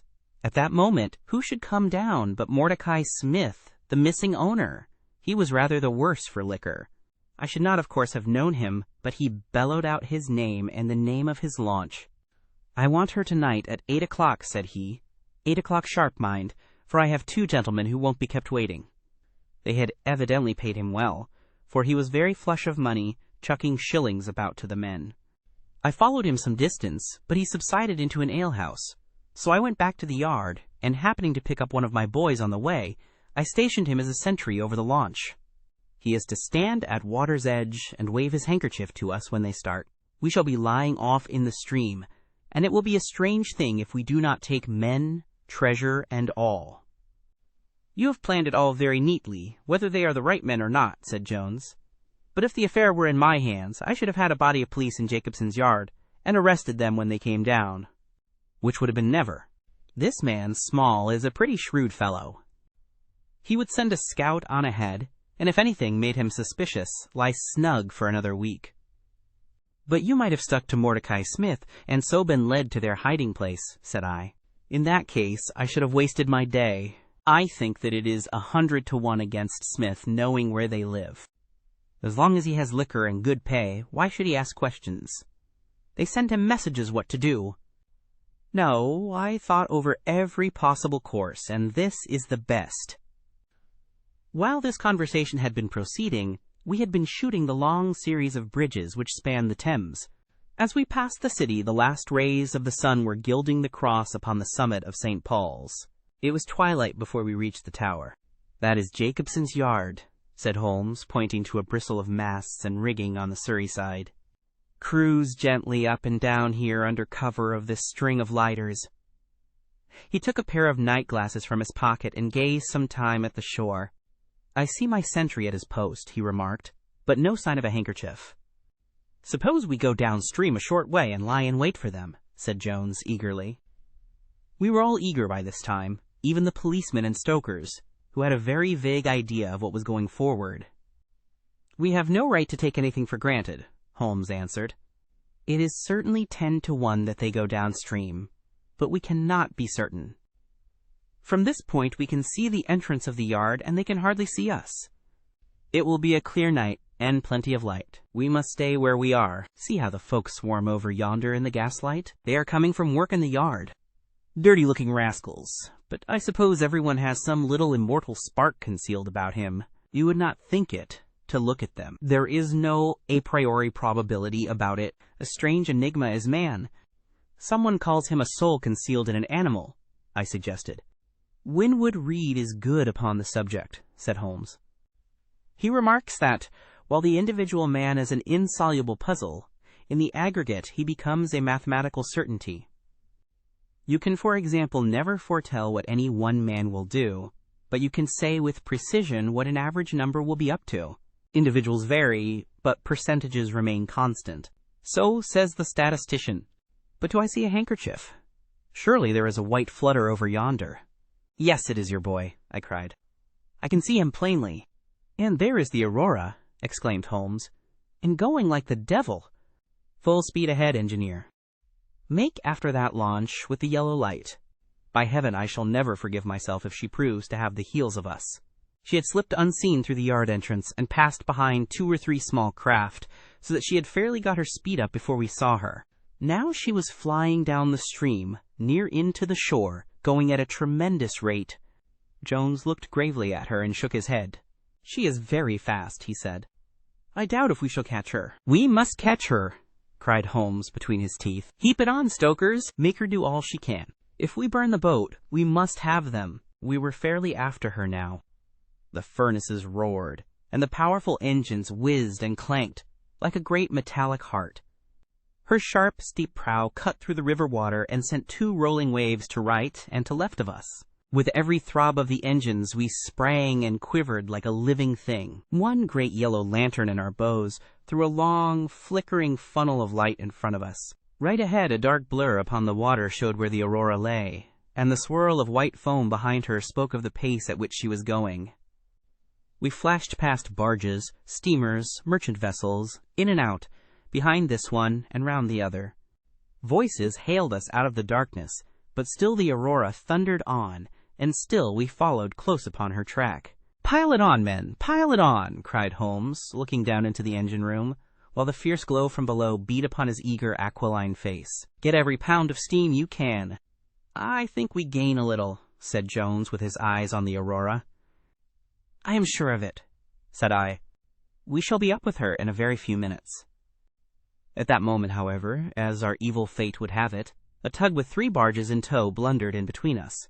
It was only by putting our helm hard down that we avoided a collision, and before we could round them and recover our way, the Aurora had gained a good 200 yards. She was still, however, well in view, and the murky, uncertain twilight was setting into a clear, starlit night. Our boilers were strained to their utmost, and the frail shell vibrated and creaked with the fierce energy which was driving us along. We had shot through the Pool, past the West India Docks, down the long Deptford Reach, and up again after rounding the Isle of Dogs. The dull blur in front of us resolved itself, now clearly enough, into the dainty Aurora. Jones turned our searchlight upon her, so that we could plainly see the figures upon her deck. One man sat by the stern, with something black between his knees over which he stooped. Beside him lay a dark mass which looked like a Newfoundland dog. The boy held the tiller, while against the red glare of the furnace I could see old Smith, stripped to the waist and shoveling coals for dear life. They may have had some doubt at first as to whether we were really pursuing them, but now, as we followed every winding and turning which they took, there could no longer be any question about it. At Greenwich we were about 300 paces behind them. At Blackwall we could not have been more than 250. I have coursed many creatures in many countries during my checkered career, but never did sport give me such a wild thrill as this mad, flying manhunt down the Thames. Steadily we drew in upon them, yard by yard. In the silence of the night, we could hear the panting and clanking of their machinery. The man in the stern still crouched upon the deck, and his arms were moving as though he were busy, while every now and then he would look up and measure with a glance the distance which still separated us. Nearer we came, and nearer. Jones yelled to them to stop. We were not more than 4 boats' lengths behind them, both boats flying at a tremendous pace. It was a clear reach of the river, with Barking Level upon one side and the melancholy Plumstead Marshes upon the other. At our hail, the man in the stern sprang up from the deck and shook his 2 clenched fists at us, cursing the while in a high, cracked voice. He was a good-sized, powerful man, and as he stood poising himself with legs astride, I could see that from the thigh downwards there was but a wooden stump upon the right side. At the sound of his strident, angry cries, there was movement in the huddled bundle upon the deck. It straightened itself into a little black man, the smallest I have ever seen, with a great, misshapen head and a shock of tangled, disheveled hair. Holmes had already drawn his revolver, and I whipped out mine at the sight of this savage, distorted creature. He was wrapped in some sort of dark ulster or blanket, which left only his face exposed. But that face was enough to give a man a sleepless night. Never have I seen features so deeply marked with all bestiality and cruelty. His small eyes glowed and burned with a somber light, and his thick lips were writhed back from his teeth, which grinned and chattered at us with a half-animal fury. "Fire if he raises his hand," said Holmes quietly. We were within a boat's length by this time, and almost within touch of our quarry. I can see the two of them now as they stood, the white man with his legs far apart, shrieking out curses, and the unhallowed dwarf with his hideous face, and his strong yellow teeth gnashing at us in the light of our lantern. It was well that we had so clear a view of him. Even as we looked, he plucked out from under his covering a short, round piece of wood, like a school ruler, and clapped it to his lips. Our pistols rang out together. He whirled round, threw up his arms, and with a kind of choking cough, fell sideways into the stream. I caught one glimpse of his venomous, menacing eyes amid the white swirl of the waters. At the same moment, the wooden-legged man threw himself upon the rudder and put it hard down, so that his boat made straight in for the southern bank, while we shot past her stern, only clearing her by a few feet. We were round after her in an instant, but she was already nearly at the bank. It was a wild and desolate place, where the moon glimmered upon a wide expanse of marshland, with pools of stagnant water and beds of decaying vegetation. The launch, with a dull thud, ran up upon the mud bank, with her bow in the air and her stern flush with the water. The fugitive sprang out, but his stump instantly sank its whole length into the sodden soil.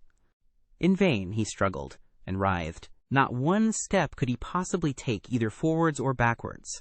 He yelled in impotent rage and kicked frantically into the mud with his other foot, but his struggles only bored his wooden pin the deeper into the sticky bank.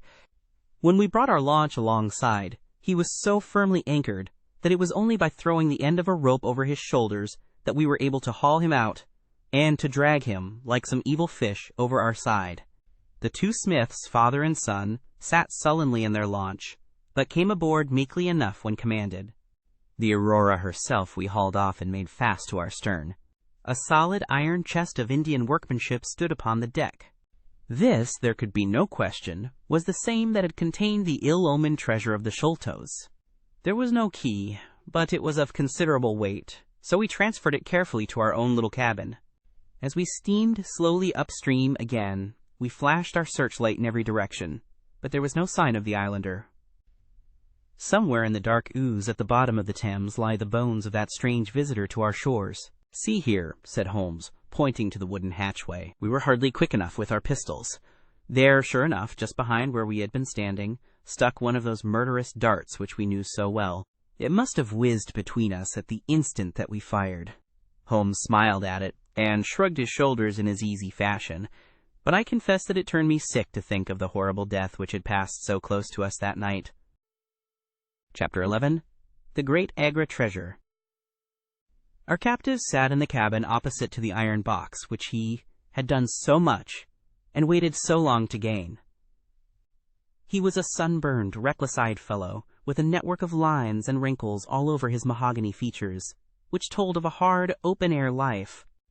There was a singular prominence about his bearded chin, which marked a man who was not to be easily turned from his purpose. His age may have been 50 or thereabouts, for his black, curly hair was thickly shot with gray. His face in repose was not an unpleasing one, though his heavy brows and aggressive chin gave him, as I had lately seen, a terrible expression when moved to anger. He sat now with his handcuffed hands upon his lap, and his head sunk upon his breast, while he looked with his keen, twinkling eyes at the box which had been the cause of his ill-doings. It seemed to me that there was more sorrow than anger in his rigid and contained countenance. Once he looked up at me, with a gleam of something like humor in his eyes. "Well, Jonathan Small," said Holmes, lighting a cigar, "I am sorry that it has come to this." "And so am I, sir," he answered frankly. "I don't believe that I can swing over the job. I give you my word on the book that I never raised hand against Mr. Sholto. It was that little hellhound Tonga who shot one of his cursed darts into him. I had no part in it, sir. I was as grieved as if it had been my blood relation. I welted the little devil with the slack end of the rope for it, but it was done, and I could not undo it again. Have a cigar, said Holmes, and you had best take a pull out of my flask, for you are very wet. How could you expect so small and weak a man as this black fellow to overpower Mr. Sholto and hold him while you were climbing the rope? You seem to know as much about it as if you were there, sir. The truth is that I hoped to find the room clear. I knew the habits of the house pretty well, and it was the time when Mr. Sholto usually went down to his supper. I shall make no secret of the business. The best defense that I can make is just the simple truth. Now, if it had been the old Major, I would have swung for him with a light heart. I would have thought no more of knifing him than of smoking this cigar. But it's cursed hard that I should be lagged over this young Sholto, with whom I had no quarrel whatever. You are under the charge of Mr. Athelney Jones, of Scotland Yard. He is going to bring you up to my rooms, and I shall ask you for a true account of the matter. You must make a clean breast of it. For if you do, I hope that I may be of use to you. I think I can prove that the poison acts so quickly that the man was dead before ever you reached the room. That he was, sir. I never got such a turn in my life as when I saw him grinning at me with his head on his shoulder as I climbed through the window. It fairly shook me, sir. I'd have half killed Tonga for it, if he had not scrambled off. That was how he came to leave his club, and some of his darts too, as he tells me, which I dare say helped to put you on our track, though how you kept on it is more than I can tell. I don't feel no malice against you for it. But it does seem a queer thing, he added with a bitter smile, that I, who have a fair claim to nigh upon $500,000 of money, should spend the first half of my life building a breakwater in the Andamans, and am like to spend the other half digging drains at Dartmoor. It was an evil day for me when first I clapped eyes upon the merchant Achmet, and had to do with the Agra treasure, which never brought anything but a curse yet upon the man who owned it. To him it brought murder, to Major Sholto it brought fear and guilt, to me it has meant slavery for life. At this moment Athelney Jones thrust his broad face and heavy shoulders into the tiny cabin. Quite a family party, he remarked. I think I shall have a pull at that flask, Holmes. Well, I think we may all congratulate each other. Pity we didn't take the other alive, but there was no choice. I say, Holmes, you must confess that you cut it rather fine. It was all we could do to overhaul her. All is well that ends well, said Holmes, but I certainly did not know that the Aurora was such a clipper. Smith says she is one of the fastest launches on the river, and that if he had had another man to help him with the engines, we should never have caught her. He swears he knew nothing of this Norwood business. Neither he did, cried our prisoner. Not a word. I chose his launch because I heard that she was a flyer. We told him nothing, but we paid him well, and he was to get something handsome if we reached our vessel, the Esmeralda, at Gravesend, outward bound for the Brazils. Well, if he has done no wrong, we shall see that no wrong comes to him. If we are pretty quick in catching our men, we are not so quick in condemning them. It was amusing to notice how the consequential Jones was already beginning to give himself airs on the strength of the capture. From the slight smile which played over Sherlock Holmes's face, I could see that the speech had not been lost upon him. We will be at Vauxhall Bridge presently, said Jones, and shall land you, Dr. Watson, with the treasure box. I need hardly tell you that I am taking a very grave responsibility upon myself in doing this. It is most irregular, but of course an agreement is an agreement. I must, however, as a matter of duty, send an inspector with you, since you have so valuable a charge. You will drive, no doubt? Yes, I shall drive. It is a pity there is no key, that we may make an inventory first. You will have to break it open. Where is the key, my man? At the bottom of the river, said Small shortly. There was no use your giving this unnecessary trouble. We have had work enough already through you. However, Doctor, I need not warn you to be careful. Bring the box back with you to the Baker Street rooms. You will find us there, on our way to the station. They landed me at Vauxhall, with my heavy iron box, and with a bluff, genial inspector as my companion. A quarter of an hour's drive brought us to Mrs. Cecil Forrester's. The servant seemed surprised at so late a visitor. Mrs. Cecil Forrester was out for the evening, she explained, and likely to be very late. Miss Morstan, however, was in the drawing-room, so to the drawing-room I went, box in hand, leaving the obliging inspector in the cab. She was seated by the open window, dressed in some sort of white, diaphanous material, with a little touch of scarlet at the neck and waist. The soft light of a shaded lamp fell upon her as she leaned back in the basket chair, playing over her sweet, grave face and tinting with a dull, metallic sparkle the rich coils of her luxuriant hair. One white arm and hand drooped over the side of the chair, and her whole pose and figure spoke of an absorbing melancholy. At the sound of my footfall she sprang to her feet, however, and a bright flush of surprise and of pleasure colored her pale cheeks. "I heard a cab drive up," she said. "I thought that Mrs. Forrester had come back very early, but I never dreamed that it might be you. What news have you brought me?" "I have brought something better than news," said I, putting down the box upon the table and speaking jovially and boisterously, though my heart was heavy within me. "I have brought you something which is worth all the news in the world. I have brought you a fortune." She glanced at the iron box. "Is that the treasure, then?" she asked coolly enough. "Yes, this is the great Agra treasure. Half of it is yours and half is Thaddeus Sholto's. You will have a couple of 100,000 each. Think of that. An annuity of 10,000 pounds. There will be few richer young ladies in England. Is it not glorious?"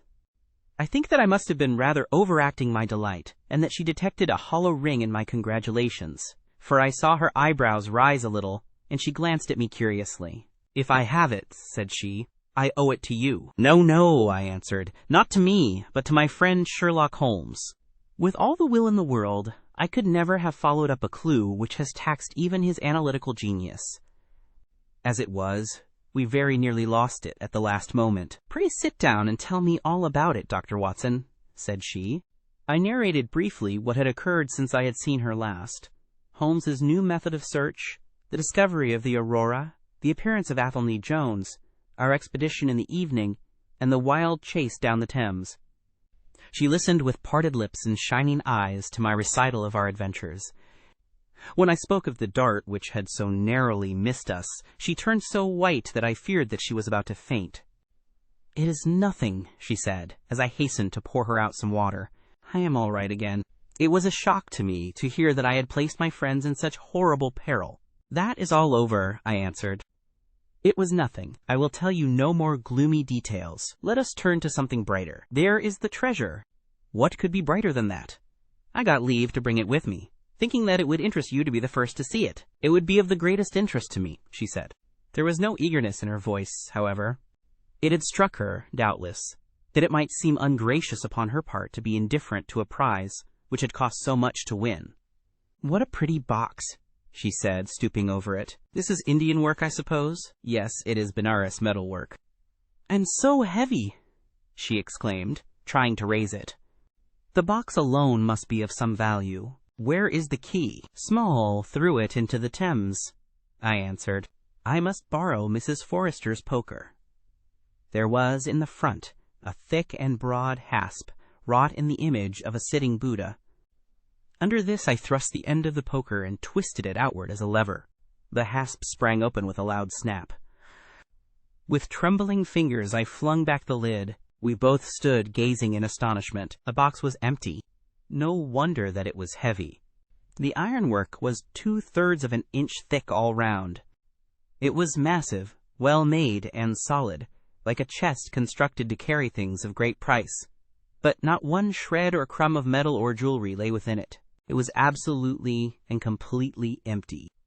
"The treasure is lost," said Miss Morstan calmly.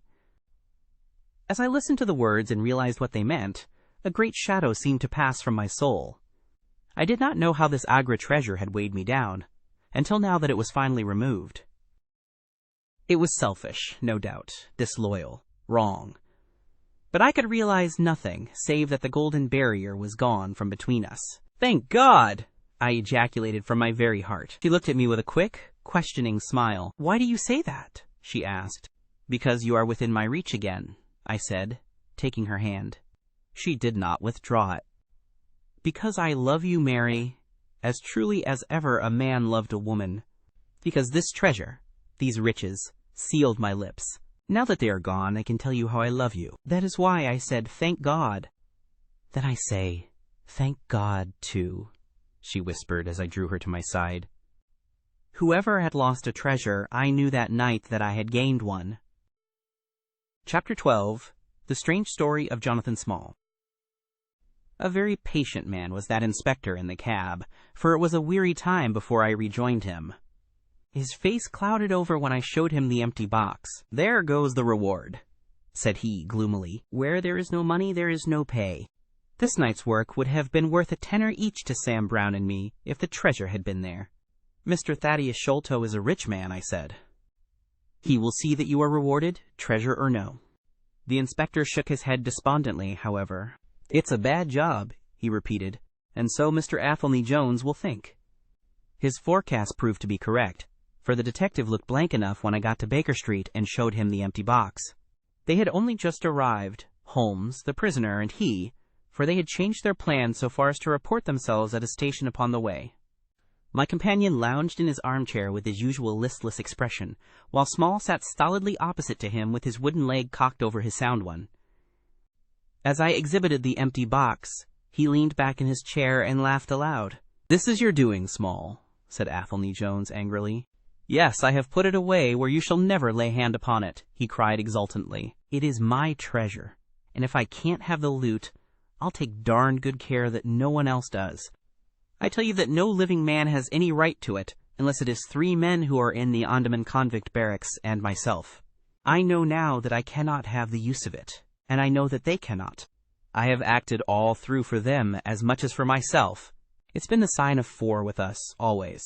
Well, I know that they would have had me do just what I have done, and throw the treasure into the Thames rather than let it go to kith or kin of Sholto or of Morstan. It was not to make them rich that we did for Achmet.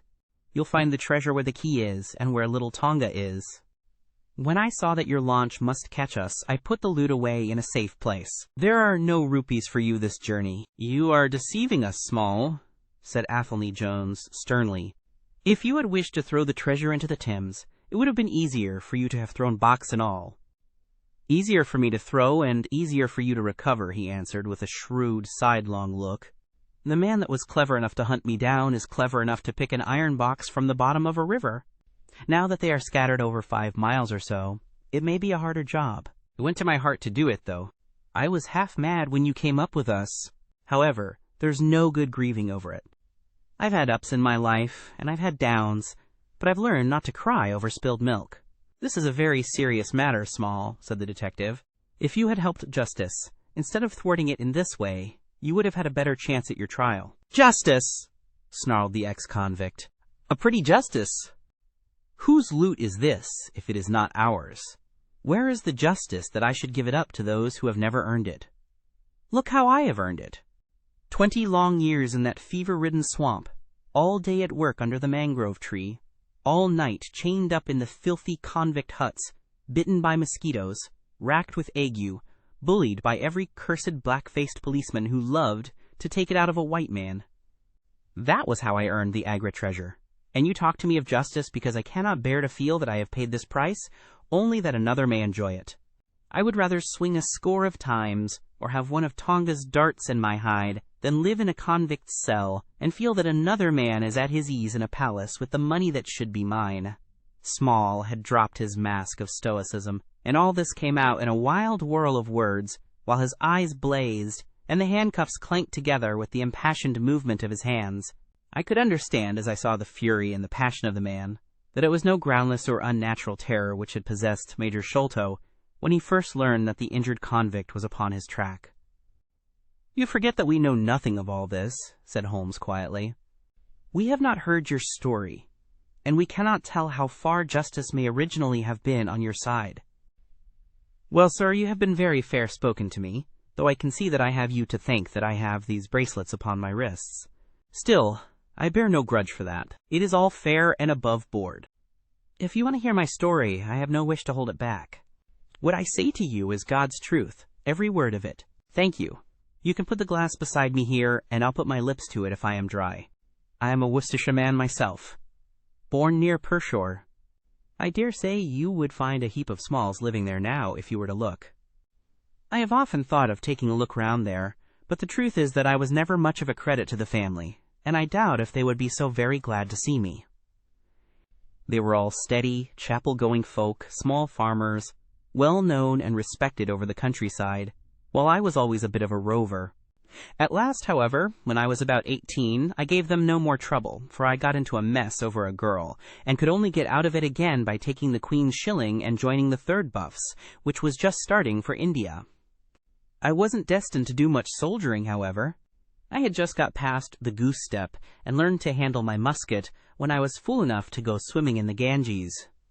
Luckily for me, my company sergeant John Holder was in the water at the same time, and he was one of the finest swimmers in the service. A crocodile took me, just as I was halfway across, and nipped off my right leg as clean as a surgeon could have done it, just above the knee. What with the shock and the loss of blood, I fainted, and should have drowned, if Holder had not caught hold of me and paddled for the bank. I was 5 months in hospital over it, and when at last I was able to limp out of it, with this timber toe strapped to my stump, I found myself invalided out of the army, and unfitted for any active occupation.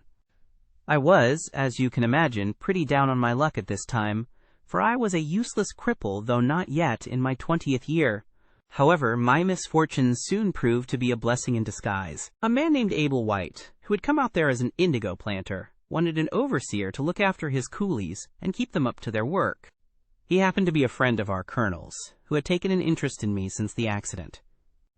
To make a long story short, the colonel recommended me strongly for the post, and, as the work was mostly to be done on horseback, my leg was no great obstacle, for I had enough knee left to keep good grip on the saddle. What I had to do was to ride over the plantation, to keep an eye on the men as they worked, and to report the idlers.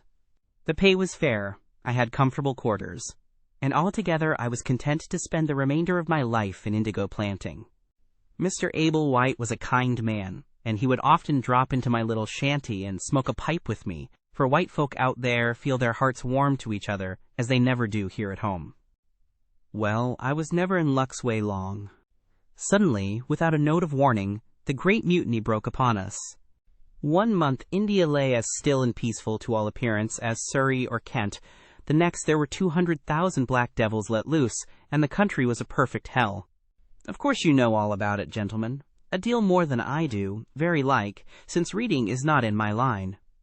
I only know what I saw with my own eyes. Our plantation was at a place called Mutra, near the border of the northwest provinces. Night after night, the whole sky was alight with the burning bungalows, and day after day we had small companies of Europeans passing through our estate with their wives and children on their way to Agra, where were the nearest troops. Mr. Abel White was an obstinate man. He had it in his head that the affair had been exaggerated, and that it would blow over as suddenly as it had sprung up. There he sat on his veranda, drinking whiskey pegs and smoking cheroots, while the country was in a blaze about him. Of course we stuck by him, I and Dawson, who, with his wife, used to do the bookwork and the managing. Well, one fine day the crash came. I had been away on a distant plantation and was riding slowly home in the evening when my eye fell upon something all huddled together at the bottom of a steep nullah. I rode down to see what it was, and the cold struck through my heart when I found it was Dawson's wife, all cut into ribbons and half-eaten by jackals and native dogs.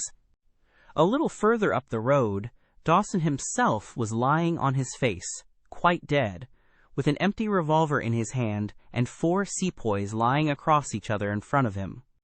I reined up my horse, wondering which way I should turn, but at that moment I saw thick smoke curling up from Abel White's bungalow, and the flames beginning to burst through the roof. I knew then that I could do my employer no good, but would only throw my own life away if I meddled in the matter. From where I stood I could see hundreds of the black fiends, with their red coats still on their backs, dancing and howling round the burning house. Some of them pointed at me, and a couple of bullets sang past my head.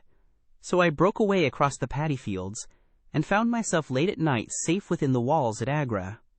As it proved, however, there was no great safety there either. The whole country was up like a swarm of bees. Wherever the English could collect in little bands, they held just the ground that their guns commanded.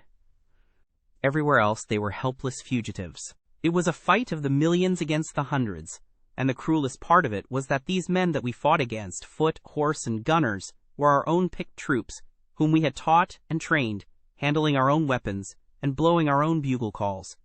At Agra there were the 3rd Bengal Fusiliers, some Sikhs, 2 troops of horse, and a battery of artillery. A volunteer corps of clerks and merchants had been formed, and this I joined, wooden leg and all. We went out to meet the rebels at Shagung early in July, and we beat them back for a time, but our powder gave out, and we had to fall back upon the city. Nothing but the worst news came to us from every side, which is not to be wondered at, for if you look at the map you will see that we were right in the heart of it. Lucknow is rather better than 100 miles to the east, and Cawnpore about as far to the south. From every point on the compass there was nothing but torture and murder and outrage. The city of Agra is a great place, swarming with fanatics and fierce devil-worshippers of all sorts. Our handful of men were lost among the narrow, winding streets. Our leader moved across the river, therefore, and took up his position in the old fort at Agra. I don't know if any of you gentlemen have ever read or heard anything of that old fort. It is a very queer place, the queerest that ever I was in, and I have been in some rum corners, too. First of all, it is enormous in size. I should think that the enclosure must be acres and acres. There is a modern part which took all our garrison, women, children, stores, and everything else, with plenty of room over. But the modern part is nothing like the size of the old quarter, where nobody goes, and which is given over to the scorpions and the centipedes. It is all full of great deserted halls and winding passages, and long corridors twisting in and out, so that it is easy enough for folk to get lost in it. For this reason it was seldom that anyone went into it, though now and again a party with torches might go exploring. The river washes along the front of the old fort, and so protects it, but on the sides and behind there are many doors, and these had to be guarded, of course, in the old quarter as well as in that which was actually held by our troops. We were short-handed, with hardly men enough to man the angles of the building and to serve the guns. It was impossible for us, therefore, to station a strong guard at every one of the innumerable gates. What we did was to organize a central guardhouse in the middle of the fort, and to leave each gate under the charge of one white man and 2 or 3 natives. I was selected to take charge during certain hours of the night of a small, isolated door upon the southwest side of the building. 2 Sikh troopers were placed under my command, and I was instructed if anything went wrong to fire my musket, when I might rely upon help coming at once from the central guard. As the guard was a good 200 paces away, however, and as the space between was cut up into a labyrinth of passages and corridors, I had great doubts as to whether they could arrive in time to be of any use in case of an actual attack. Well, I was pretty proud at having this small command given me, since I was a raw recruit, and a game-legged one at that. For 2 nights I kept the watch with my Punjabis. They were tall, fierce-looking chaps, Muhammad Singh and Abdullah Khan by name, both old fighting men who had borne arms against us at Chilianwala. They could talk English pretty well, but I could get little out of them. They preferred to stand together and jabber all night in their queer Sikh lingo. For myself, I used to stand outside the gateway, looking down on the broad, winding river and on the twinkling lights of the great city. The beating of drums, the rattle of tom-toms, and the yells and howls of the rebels, drunk with opium and with bang, were enough to remind us all night of our dangerous neighbors across the stream. Every 2 hours the officer of the night used to come round to all the posts to make sure that all was well. The 3rd night of my watch was dark and dirty, with a small, driving rain. It was dreary work standing in the gateway hour after hour in such weather. I tried again and again to make my Sikhs talk, but without much success.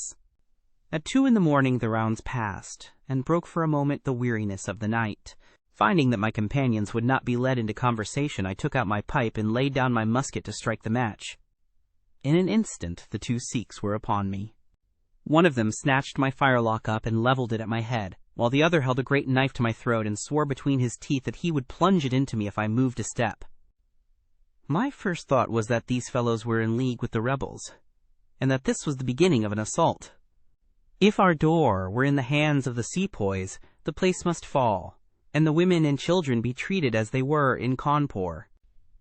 Maybe you gentlemen think that I am just making out a case for myself, but I give you my word that when I thought of that, though I felt the point of the knife at my throat, I opened my mouth with the intention of giving a scream, if it was my last one, which might alarm the main guard.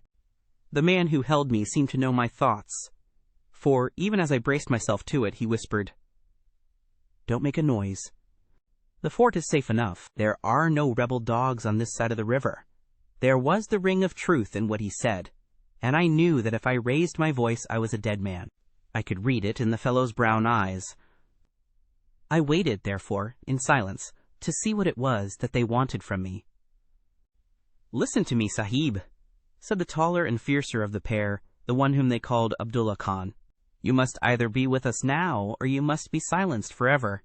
The thing is too great a one for us to hesitate. Either you are heart and soul with us on your oath on the cross of the Christians, or your body this night shall be thrown into the ditch, and we shall pass over to our brothers in the rebel army. There is no middle way. Which is it to be, death or life? We can only give you 3 minutes to decide, for the time is passing, and all must be done before the rounds come again." "How can I decide?" said I. "You have not told me what you want of me. But I tell you now that if it is anything against the safety of the fort, I will have no truck with it. So you can drive home your knife and welcome." "It is nothing against the fort," said he. "We only ask you to do that which your countrymen come to this land for.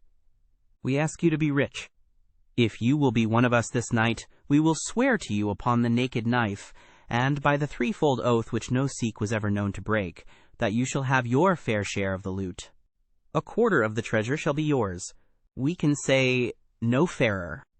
"But what is the treasure, then?" I asked. "I am as ready to be rich as you can be, if you will but show me how it can be done." "You will swear, then," said he, "by the bones of your father, by the honor of your mother, by the cross of your faith, to raise no hand and speak no word against us, either now or afterwards." "I will swear it," I answered, "provided that the fort is not endangered." "Then my comrade and I will swear that you shall have 1/4 of the treasure, which shall be equally divided among the 4 of us." "There are but 3, said I. "No, Dost Akbar must have his share. We can tell the tale to you while we await them. Do you stand at the gate, Muhammad Singh, and give notice of their coming." "The thing stands thus, Sahib, and I tell it to you, because I know that an oath is binding upon a Ferengi, and that we may trust you. Had you been a lying Hindu, though you had sworn by all the gods in their false temples, your blood would have been upon the knife, and your body in the water. But the Sikh knows the Englishman, and the Englishman knows the Sikh. Hearken, then, to what I have to say. There is a Rajah in the northern provinces who has much wealth, though his lands are small. Much has come to him from his father, and more still he has said by himself, for he is of a low nature, and hoards his gold rather than spend it. When the troubles broke out, he would be friends both with the lion and the tiger, with the sepoy, and with the company's Raj. Soon, however, it seemed to him that the white men's day was come, for through all the land he could hear of nothing but of their death and their overthrow. Yet, being a careful man, he made such plans that, come what might, half, at least, of his treasure should be left to him. That which was in gold and silver he kept by him in the vaults of his palace, but the most precious stones and the choicest pearls that he had he put in an iron box, and sent it by a trusty servant who, under the guise of a merchant, should take it to the fort at Agra, there to lie until the land is at peace. Thus, if the rebels won, he would have his money, but if the company conquered, his jewels would be saved to him. Having thus divided his hoard, he threw himself into the cause of the sepoys, since they were strong upon his borders. By doing this, mark you, Sahib, his property becomes the due of those who have been true to their salt. This pretended merchant, who travels under the name of Achmet, is now in the city of Agra, and desires to gain his way into the fort. He has with him as traveling companion my foster brother Dost Akbar, who knows his secret. Dost Akbar has promised this night to lead him to a side postern of the fort, and has chosen this one for his purpose. Here he will come presently, and here he will find Muhammad Singh and myself awaiting him. The place is lonely, and none shall know of his coming. The world shall know of the merchant Achmet no more, but the great treasure of the Rajah shall be divided among us. What say you to it, Sahib? In Worcestershire, the life of a man seems a great and a sacred thing, but it is very different when there is fire and blood all round you, and you have been used to meeting death at every turn. Whether Achmet the merchant lived or died was a thing as light as air to me, but at the talk about the treasure my heart turned to it, and I thought of what I might do in the old country with it, and how my folk would stare when they saw their ne'er-do-well coming back with his pockets full of gold moidores. I had therefore already made up my mind. Abdullah Khan, however, thinking that I hesitated, pressed the matter more closely.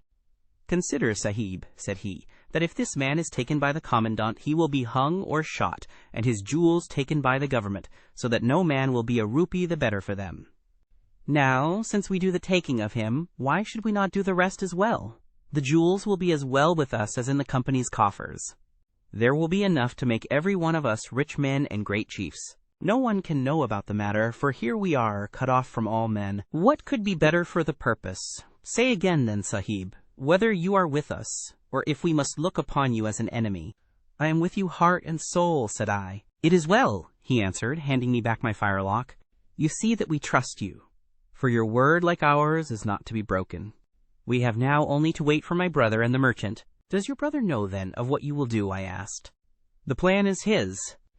He has devised it. We will go to the gate and share the watch with Mahomet Singh."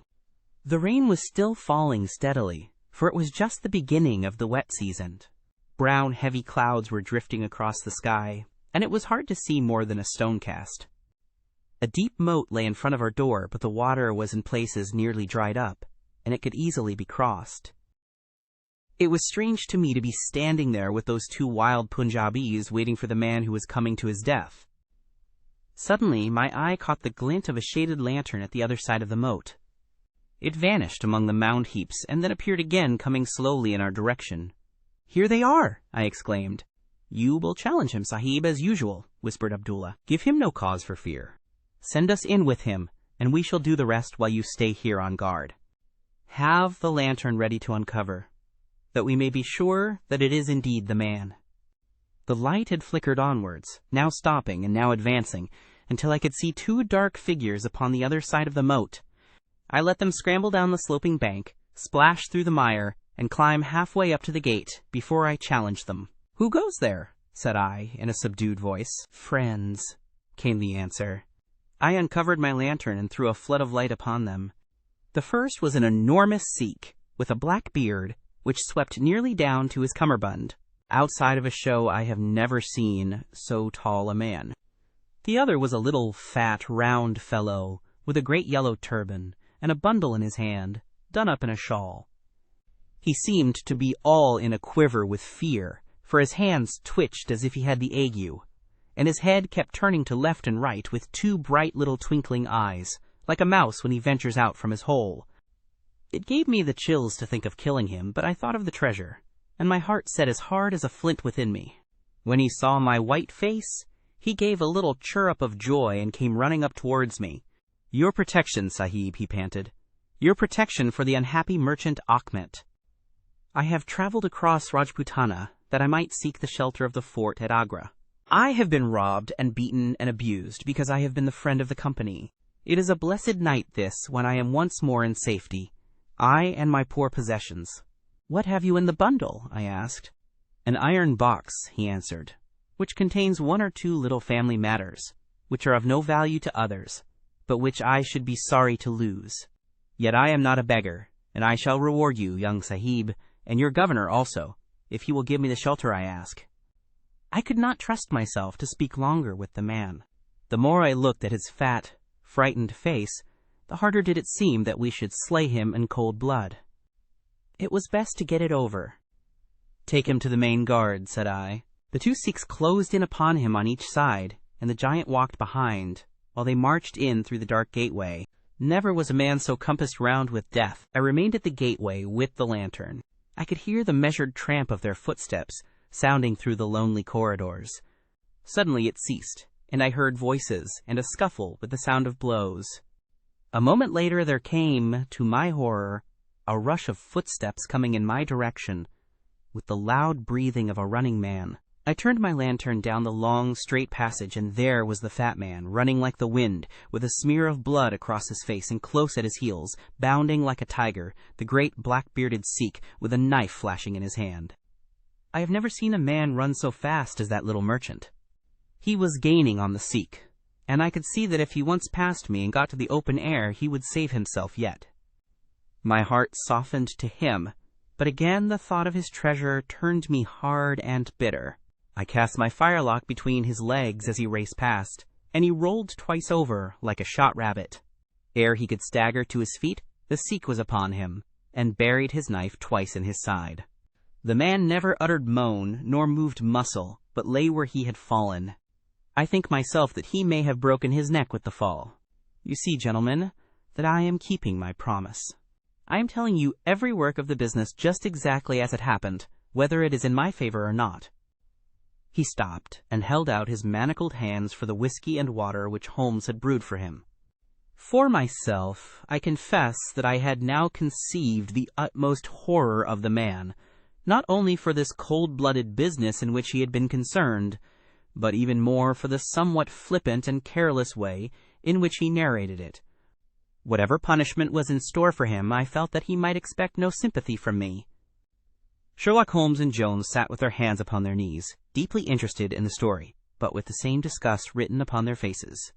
He may have observed it, for there was a touch of defiance in his voice and manner as he proceeded. "It was all very bad, no doubt," said he.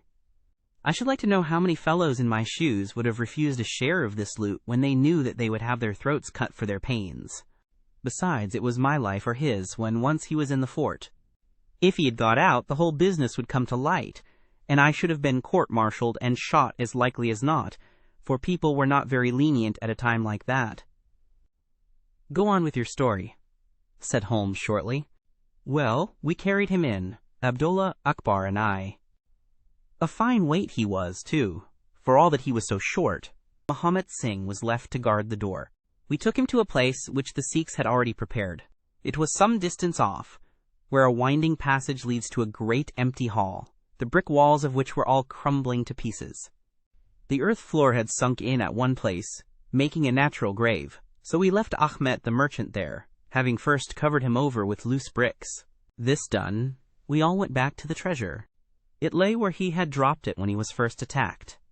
The box was the same which now lies open upon your table. A key was hung by a silken cord to that carved handle upon the top.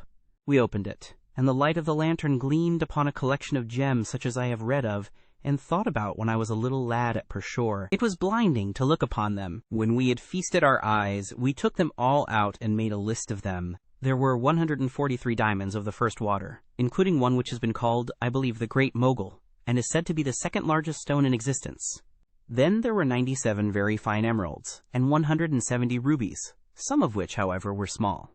There were 40 carbuncles, 210 sapphires, 61 agates, and a great quantity of beryls, onyxes, cat's eyes, turquoises, and other stones, the very names of which I did not know at the time, though I have become more familiar with them since. Besides this, there were nearly 300 very fine pearls, 12 of which were set in a gold coronet. By the way, these last had been taken out of the chest and were not there when I recovered it. After we had counted our treasures, we put them back into the chest and carried them to the gateway to show them to Mahomet Singh. Then we solemnly renewed our oath to stand by each other and be true to our secret. We agreed to conceal our loot in a safe place until the country should be at peace again, and then to divide it equally among ourselves. There was no use dividing it at present, for if gems of such value were found upon us, it would cause suspicion, and there was no privacy in the fort, nor any place where we could keep them. We carried the box, therefore, into the same hall where we had buried the body, and there, under certain bricks in the best preserved wall, we made a hollow and put our treasure. We made careful note of the place, and next day I drew 4 plans, one for each of us, and put the sign of the 4 of us at the bottom, for we had sworn that we should each always act for all, so that none might take advantage. That is an oath that I can put my hand to my heart and swear that I have never broken. Well, there's no use my telling you gentlemen what came of the Indian Mutiny. After Wilson took Delhi and Sir Colin relieved Lucknow, the back of the business was broken. Fresh troops came pouring in, and Nana Sahib made himself scarce over the frontier. A flying column under Colonel Greathed came round to Agra and cleared the Pandys away from it. Peace seemed to be settling upon the country, and we 4 were beginning to hope that the time was at hand when we might safely go off with our shares of the plunder. In a moment, however, our hopes were shattered by our being arrested as the murderers of Ahmet. It came about in this way. When the Rajah put his jewels into the hands of Ahmet, he did it because he knew that he was a trusty man. They are suspicious folk in the East, however, So what does this Rajah do but take a second even more trusty servant, and set him to play the spy upon the first? This second man was ordered never to let Achmet out of his sight, and he followed him like his shadow. He went after him that night, and saw him pass through the doorway. Of course he thought he had taken refuge in the fort, and applied for admission there himself next day, but could find no trace of Achmet. This seemed to him so strange that he spoke about it to a sergeant of guides, who brought it to the ears of the commandant. A thorough search was quickly made, and the body was discovered. Thus, at the very moment that we thought that all was safe, we were all four seized and brought to trial on a charge of murder. 3 of us, because we had held the gate that night, and the 4th because he was known to have been in the company of the murdered man. Not a word about the jewels came out at the trial, for the Rajah had been deposed and driven out of India, so no one had any particular interest in them. The murder, however, was clearly made out, and it was certain that we must all have been concerned in it. The 3 Sikhs got penal servitude for life, and I was condemned to death, though my sentence was afterwards commuted into the same as the others. It was rather a queer position that we found ourselves in then. There we were, all 4, tied by the leg, and with precious little chance of ever getting out again, while we each held a secret, which might have put each of us in a palace if we could only have made use of it. It was enough to make a man eat his heart out, to have to stand the kick and the cuff of every petty jack in office, to have rice to eat and water to drink, when that gorgeous fortune was ready for him outside, just waiting to be picked up. It might have driven me mad, but I was always a pretty stubborn one, so I just held on and bided my time. At last it seemed to me to have come. I was changed from Agra to Madras, and from there to Blair Island in the Andamans. There are very few white convicts at this settlement, and, as I had behaved well from the first, I soon found myself a sort of privileged person. I was given a hut in Hopetown, which is a small place on the slopes of Mount Harriet, and I was left pretty much to myself. It is a dreary, fever-stricken place, and all beyond our little clearings was infested with wild cannibal natives, who were ready enough to blow a poisoned dart at us if they saw a chance. There was digging and ditching and yam planting and a dozen other things to be done, so we were busy enough all day, though in the evening we had a little time to ourselves. Among other things, I learned to dispense drugs for the surgeon, and picked up a smattering of his knowledge. All the time I was on the lookout for a chance of escape, but it is hundreds of miles from any other land, and there is little or no wind in those seas, so it was a terribly difficult job to get away. The surgeon, Dr. Somerton, was a fast, sporting young chap, and the other young officers would meet in his rooms of an evening and play cards. The surgery, where I used to make up my drugs, was next to his sitting room, with a small window between us. Often, if I felt lonesome, I used to turn out the lamp in the surgery, and then, standing there, I could hear their talk and watch their play. I am fond of a hand at cards myself, and it was almost as good as having one to watch the others. There was Major Sholto, Captain Morstan, and Lieutenant Bromley Brown, who were in command of the native troops, and there was the surgeon himself, and 2 or 3 prison officials, crafty old hands who played a nice, sly, safe game. A very snug little party they used to make. Well, there was one thing which very soon struck me, and that was that the soldiers used always to lose and the civilians to win. Mind, I don't say that there was anything unfair, but so it was. These prison chaps had done little else than play cards ever since they had been at the Andamans, and they knew each other's game to a point, while the others just played to pass the time and threw their cards down anyhow. Night after night the soldiers got up poorer men, and the poorer they got, the more keen they were to play. Major Sholto was the hardest hit. He used to pay in notes and gold at first, but soon it came to notes of hand and for big sums. He sometimes would win for a few deals just to give him heart, and then the luck would set in against him worse than ever. All day he would wander, about as black as thunder, and he took to drinking a deal more than was good for him. One night he lost even more heavily than usual. I was sitting in my hut when he and Captain Morstan came stumbling along on the way to their quarters. They were bosom friends, those 2, and never far apart. The Major was raving about his losses. "It's all up, Morstan," he was saying, as they passed my hut. "I shall have to send in my papers. I am a ruined man." "Nonsense, old chap," said the other, slapping him upon the shoulder. "I've had a nasty facer myself, but—" That was all I could hear, but it was enough to set me thinking. A couple of days later, Major Sholto was strolling on the beach, so I took the chance of speaking to him. "I wish to have your advice, Major," said I. "Well, Small, what is it?" he asked, taking his cheroot from his lips. "I wanted to ask you, sir," said I, "who is the proper person to whom hidden treasure should be handed over? I know where $500,000 worth lies, and as I cannot use it myself, I thought perhaps the best thing that I could do would be to hand it over to the proper authorities, and then perhaps they would get my sentence shortened for me." "$500,000, Small?" he gasped, looking hard at me to see if I was in earnest. "Quite that, sir, in jewels and pearls. It lies there ready for anyone, and the queer thing about it is that the real owner is outlawed and cannot hold property, so that it belongs to the first comer. To government, Small," he stammered. "To government." But he said it in a halting fashion, and I knew in my heart that I had got him. "You think then, sir, that I should give the information to the Governor-General?" said I quietly. "Well, well, you must not do anything rash, or that you might repent. Let me hear all about it, Small. Give me the facts." I told him the whole story, with small changes so that he could not identify the places. When I had finished, he stood stock-still and full of thought. I could see by the twitch of his lip that there was a struggle going on within him. "This is a very important matter, Small," he said at last. "You must not say a word to anyone about it, and I shall see you again soon." 2 nights later, he and his friend Captain Morstan came to my hut in the dead of the night with a lantern.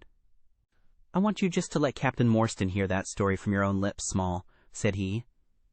I repeated it as I had told it before. "It rings true, E.H.," said he. "It's good enough to act upon?" Captain Morstan nodded.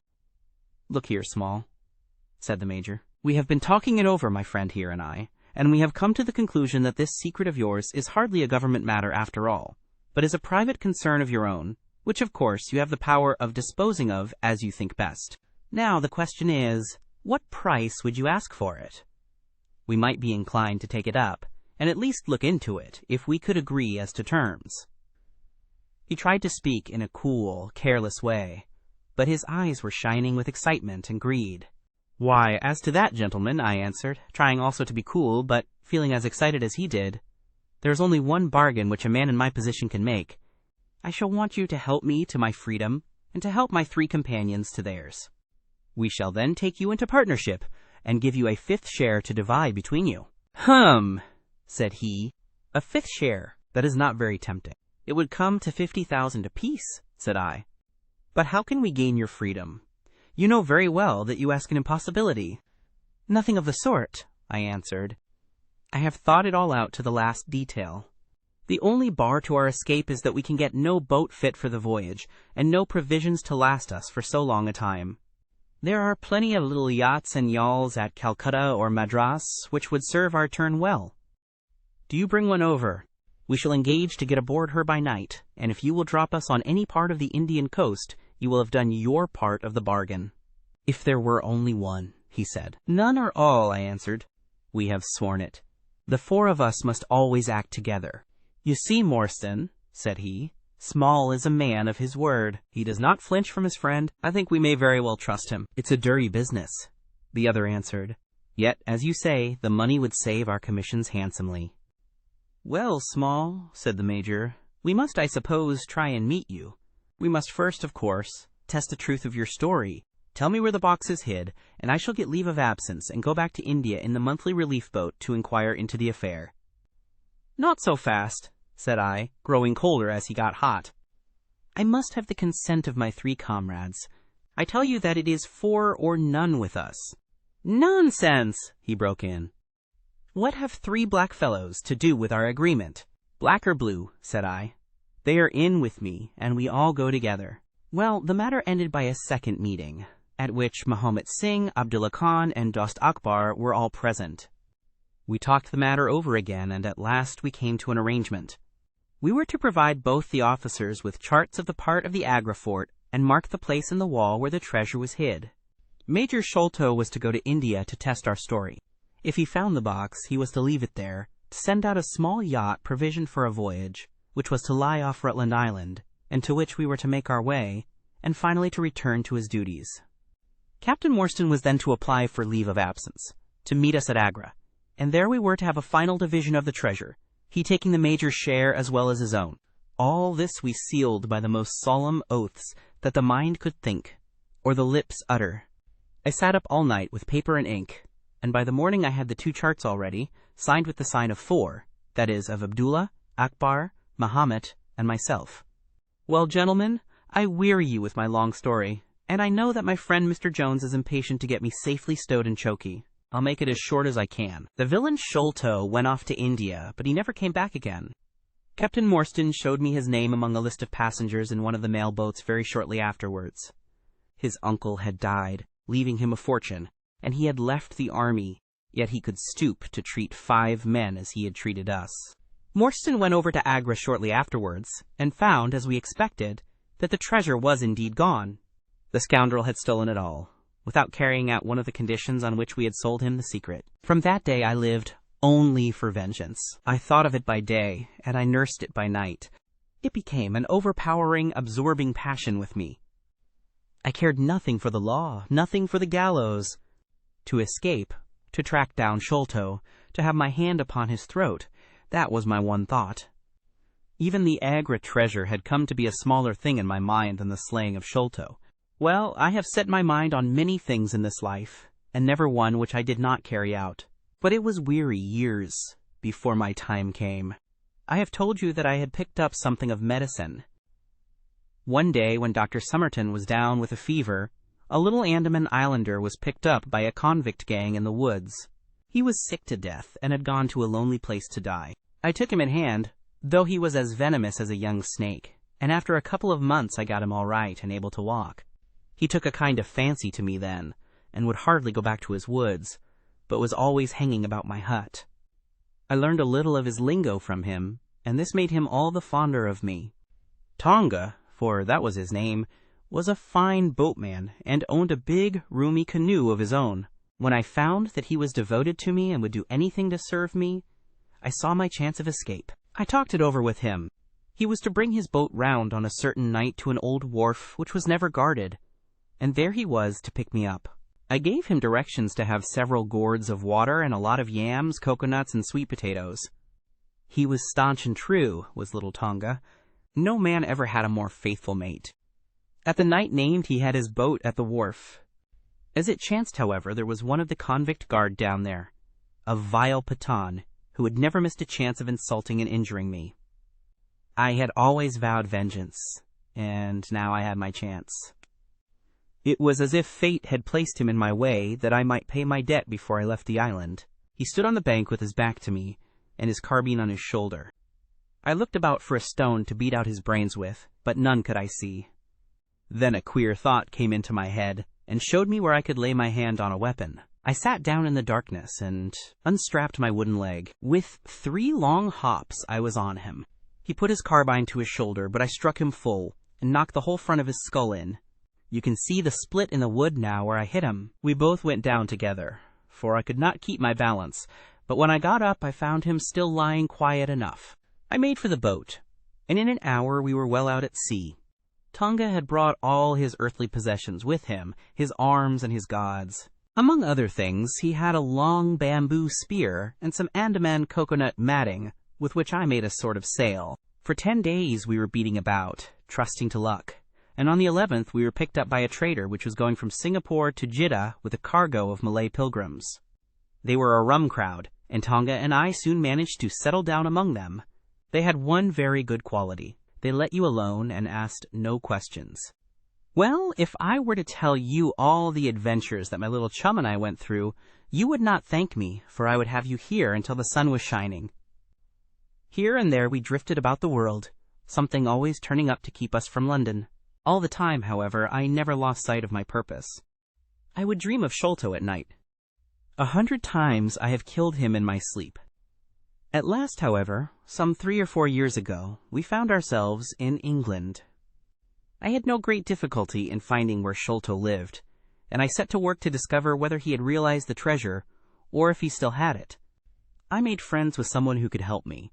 I named no names, for I don't want to get anyone else in a hole, and I soon found that he still had the jewels.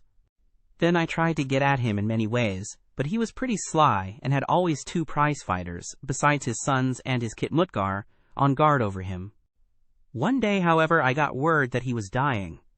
I hurried at once to the garden, mad that he should slip out of my clutches like that, and, looking through the window, I saw him lying in his bed, with his sons on each side of him. I'd have come through and taken my chance with the three of them, only even as I looked at him his jaw dropped, and I knew that he was gone. I got into his room that same night, though, and I searched his papers to see if there was any record of where he had hidden our jewels. There was not a line, however, so I came away, bitter and savage as a man could be. Before I left, I bethought me that if I ever met my Sikh friends again, it would be a satisfaction to know that I had left some mark of our hatred. So I scrawled down the sign of the four of us as it had been on the chart, and I pinned it on his bosom. It was too much that he should be taken to the grave without some token from the men whom he had robbed and befooled. We earned a living at this time by my exhibiting poor Tonga at fairs and other such places as the Black Cannibal. He would eat raw meat and dance his war dance, so we always had a hatful of pennies after a day's work. I still heard all the news from Pondicherry Lodge, and for some years there was no news to hear, except that they were hunting for the treasure. At last, however, came what we had waited for so long. The treasure had been found. It was up at the top of the house, in Mr. Bartholomew Sholto's chemical laboratory. I came at once, and had a look at the place, but I could not see how with my wooden leg I was to make my way up to it. I learned, however, about a trap door in the roof, and also about Mr. Sholto's supper hour. It seemed to me that I could manage the thing easily through Tonga. I brought him out with me with a long rope wound round his waist. He could climb like a cat, and he soon made his way through the roof, but, as ill luck would have it, Bartholomew Sholto was still in the room, to his cost. Tonga thought he had done something very clever in killing him, for when I came up by the rope, I found him strutting about as proud as a peacock. Very much surprised was he when I made at him with the rope's end, and cursed him for a little bloodthirsty imp.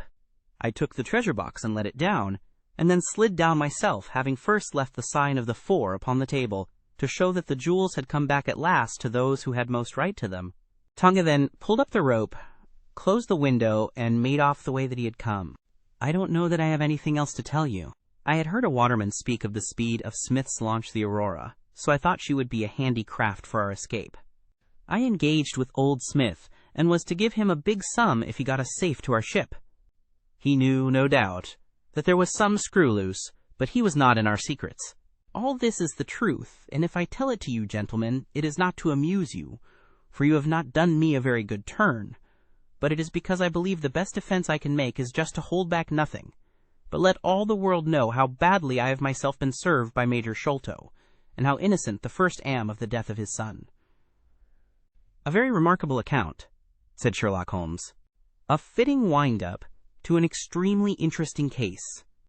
There is nothing at all new to me in the latter part of your narrative, except that you brought your own rope. That I did not know. By the way, I had hoped that Tonga had lost all his darts, yet he managed to shoot one at us in the boat. He had lost them all, sir, except the one which was in his blowpipe at the time. Ah, of course, said Holmes. I had not thought of that. Is there any other point which you would like to ask about? Asked the convict affably. I think not, thank you, my companion answered. Well, Holmes, said Athelney Jones, you are a man to be humored, and we all know that you are a connoisseur of crime. But duty is duty, and I have gone rather far in doing what you and your friend asked me. I shall feel more at ease when we have our storyteller here safe under lock and key. The cab still waits, and there are 2 inspectors downstairs. I am much obliged to you both for your assistance. Of course you will be wanted at the trial. Good night to you. Good night, gentlemen both, said Jonathan Small. You first, Small, remarked the wary Jones as they left the room. I'll take particular care that you don't club me with your wooden leg, whatever you may have done to the gentleman at the Andaman Isles. Well, and there is the end of our little drama, I remarked, after we had sat some time smoking in silence. I fear that it may be the last investigation in which I shall have the chance of studying your methods. Miss Morstan has done me the honor to accept me as a husband in prospective. He gave a most dismal groan. I feared as much, said he. I really cannot congratulate you. I was a little hurt. Have you any reason to be dissatisfied with my choice? I asked. Not at all. I think she is one of the most charming young ladies I ever met, and might have been most useful in such work as we have been doing. She had a decided genius that way, Witness the way in which she preserved that Agra plan from all the other papers of her father. But love is an emotional thing, and whatever is emotional is opposed to that true, cold reason which I place above all things. I should never marry myself, lest I bias my judgment. I trust, said I, laughing, that my judgment may survive the ordeal. But you look weary. Yes, the reaction is already upon me. I shall be as limp as a rag for a week. Strange, said I, how terms of what in another man I should call laziness alternate with your fits of splendid energy and vigor. Yes, he answered, there are in me the makings of a very fine loafer, and also of a pretty spry sort of fellow. I often think of those lines of old Goethe. Schade, dass die Natur nur einen Mensch aus dir schuf, denn zum würdigen Mann war und zum Schelmen der Stoff. By the way, apropos of this Norwood business, you see that they had, as I surmised, a confederate in the house, who could be none other than Lao Rao, the butler. So Jones actually has the undivided honor of having caught one fish in his great haul. The division seems rather unfair, I remarked. You have done all the work in this business. I get a wife out of it. Jones gets the credit. Pray, what remains for you? For me, said Sherlock Holmes, there still remains the cocaine bottle, and he stretched his long white hand up for it. Thank you for tuning in to vibeBooks. We hope you enjoyed this journey. Please consider liking, commenting, and subscribing to our channel. Check out our playlist or explore vibeBooks for more classic stories. Until next time, happy listening.